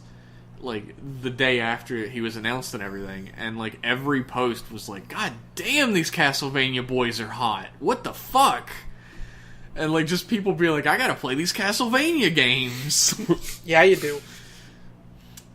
So hopefully there's a bit of a renaissance, because people are real thirsty. There's a resurgence of people playing, like, Harmony of Dissonance and Circle of the Moon and Super Castlevania Rondo 4. of Blood. Rondo of Blood. I actually even I haven't played Rondo of Blood. Like, I love Super Castlevania 4, and it's been my favorite Castlevania game my whole life until I finally got to play Rondo of Blood, and now that's my favorite Castlevania game. It's a good... Even though Richter is not my favorite Belmont. Simon is. Richter is a fucking badass, though. He is. Richter's fucking dope. I love that guy. But I do think I might never play as him, because I'm so happy to be able to play Simon Belmont. I love what design they went with, too. Not like the... Oh, yeah. He doesn't have knee-high boots and everything. Yeah, he's not Light Yagami he's from Death He looks Note. like Conan. He's not... Yeah, and he's not like the most butch redhead stripper at the leather club. He's like Conan the Barbarian, but with a whip, and that's what I want. Even though, have you ever looked at like what time period Castlevania 1 takes place in? It's like the It's 1700s, like 1400s? isn't it? Yeah, he would be the weirdest motherfucker on Earth to be dressed as a barbarian in that year. Was it the 1700s or the... I felt like it was older I think than you that. have it. I think it's actually like the 1400s. I think it might be the yeah. 1400s. Still, way too late to be dressed like that shit. Yeah, and it's funny because, like, even in the remakes of the original games, like, they remade Castlevania 1 and then they remade Castlevania 3. Or, no. Trevor is in Lament of Innocence. Hmm. And, Oh, yeah, yes. The Trevor, PS2 game. like, when they remade their designs, Simon is still dressed like a barbarian, but he's dressed like a leather daddy barbarian. And Trevor is not dressed like a barbarian at all. He's wearing clothes that someone might wear in that era. Simon sticks to his guns, alright? He likes his wardrobe. I mean, if I love looked Simon that good in a Belmont. costume like that, I wouldn't wear anything else. Yeah. Dude, I fucking love Simon Belmont so much, though. He's 1691 1691. is when Castlevania is set. Okay, so it is closer to the 1700s, alright. But man, It's gonna be cool. Way Like, too fucking late. you got me off on my, like, where I'm just repeating how excited I am about it, because I'm just so fucking excited. I'm really hyped for Smash Ultimate. I'm still holding on for Spring Man. Dude, that would be so cool. There's supposed to be, like, 2 more newcomers, aren't there? I don't know. I didn't see Oh, it. man. There's a couple more coming. I think it's an extreme stretch for me to be, like, wanting Wonder Red, because Wonderful 101 didn't do so well, and it's never going to come off the Wii U, because I don't know how you do the Wonderful 101 without the Wii U. It was one of the only games that actually was designed for the system properly, instead of just being shoved onto the Wii U. Which is a shame, because Wonder Red's really awesome, and, like, he has like, a pretty decent array of moves using, like, the other Wonderful 100 members. That would be perfect. There's so many options for, you know, how to include all of the other wonderful ones and other just little tie-ins, and I feel like it might even fit well with the Smash motif, because originally Wonderful 101 was a Nintendo game, and, like, Link was Wonder Red, and Samus was Wonder Blue, and, you know, all these other things. Or whichever one was the one with the gun, Wonder Green. So, yeah, like, he's perfect. Spring Man is perfect, and ARMS is done well. Yeah, ARMS is done really well. So where's he at? Where's Dylan? Where's my boy Dylan? Rolling Western. I actually really love that game. Fucking Dylan. This is a shitty name. I love Dylan. It is a dumb name. At least it's no, it's not. He's Armadillon. At least it's a great name. Oh, that is actually kind of a great name. Oh man. Who's like a realistic choice for the newcomers? I mean, I think Springman's a pretty realistic choice. I'd like to think so. I hope people would. I wish people would shut up about Waluigi. Yeah, I never want Waluigi to ever be playable in anything ever again. Damn. I'm just kidding. Harsh. Fuck memes. I feel like Waluigi would just be Wario, except it's Waluigi, sort of like how Luigi is just Mario, except a little bit different. Yeah. I feel like Waluigi would be more accepted in Fortnite because of fucking memes. Yeah, Waluigi just meme game. People don't really want Waluigi in Smash Brothers. Yeah. There's no one on Earth who is really chomping at the bit for Waluigi in Smash Brothers. Yeah, it's just a meme. They're gonna wish for it and then never play the game. Mm-hmm. Yep. I feel like we've gone as far, maybe too far, as we can go.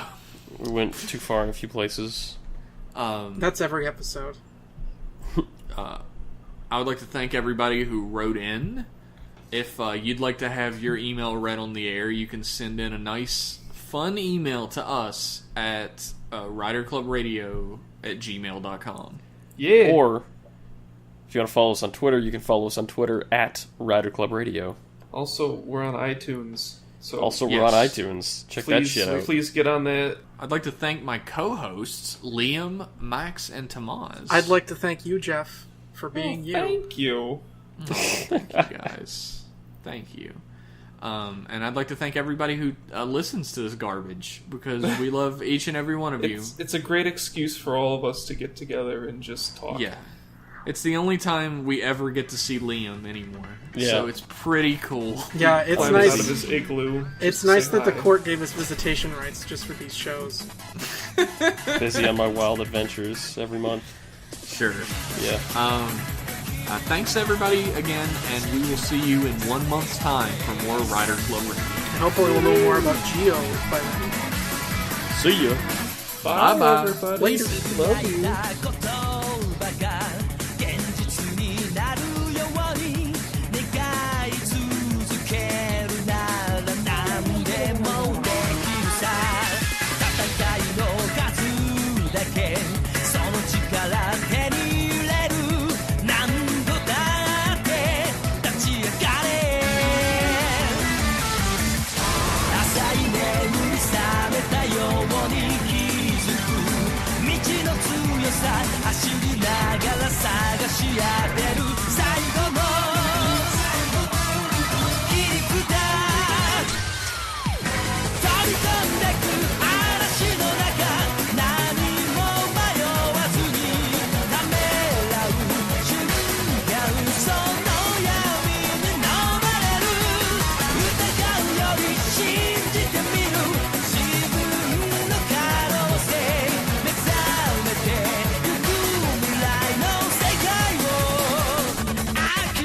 め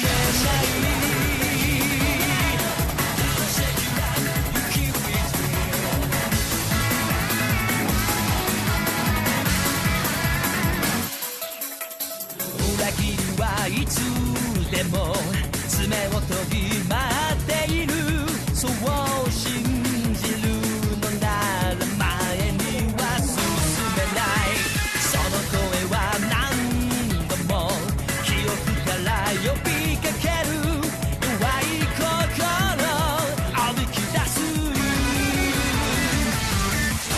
今の自分何が足りないだろう強さのため問いかけても答えのない疑問を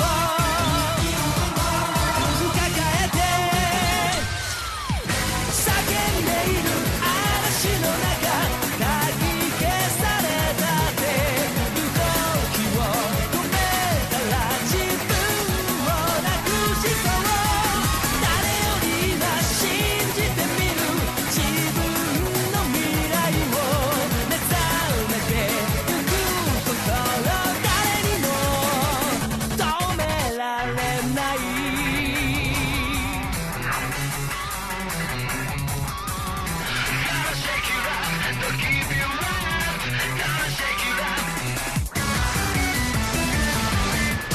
浅い眠り覚めたように気づく道の強さ走りながら探し当てる最後の切り札飛び込んでく嵐の中何も迷わずにためらう瞬間その闇に飲まれる疑うより信じてみる自分の可能性目覚めてゆく未来の世界を諦め叫んでいる嵐の中かき消されたって動きを止めたら自分をなくしそう誰より今信じてみる自分の未来を目覚めてゆく心誰にも止められない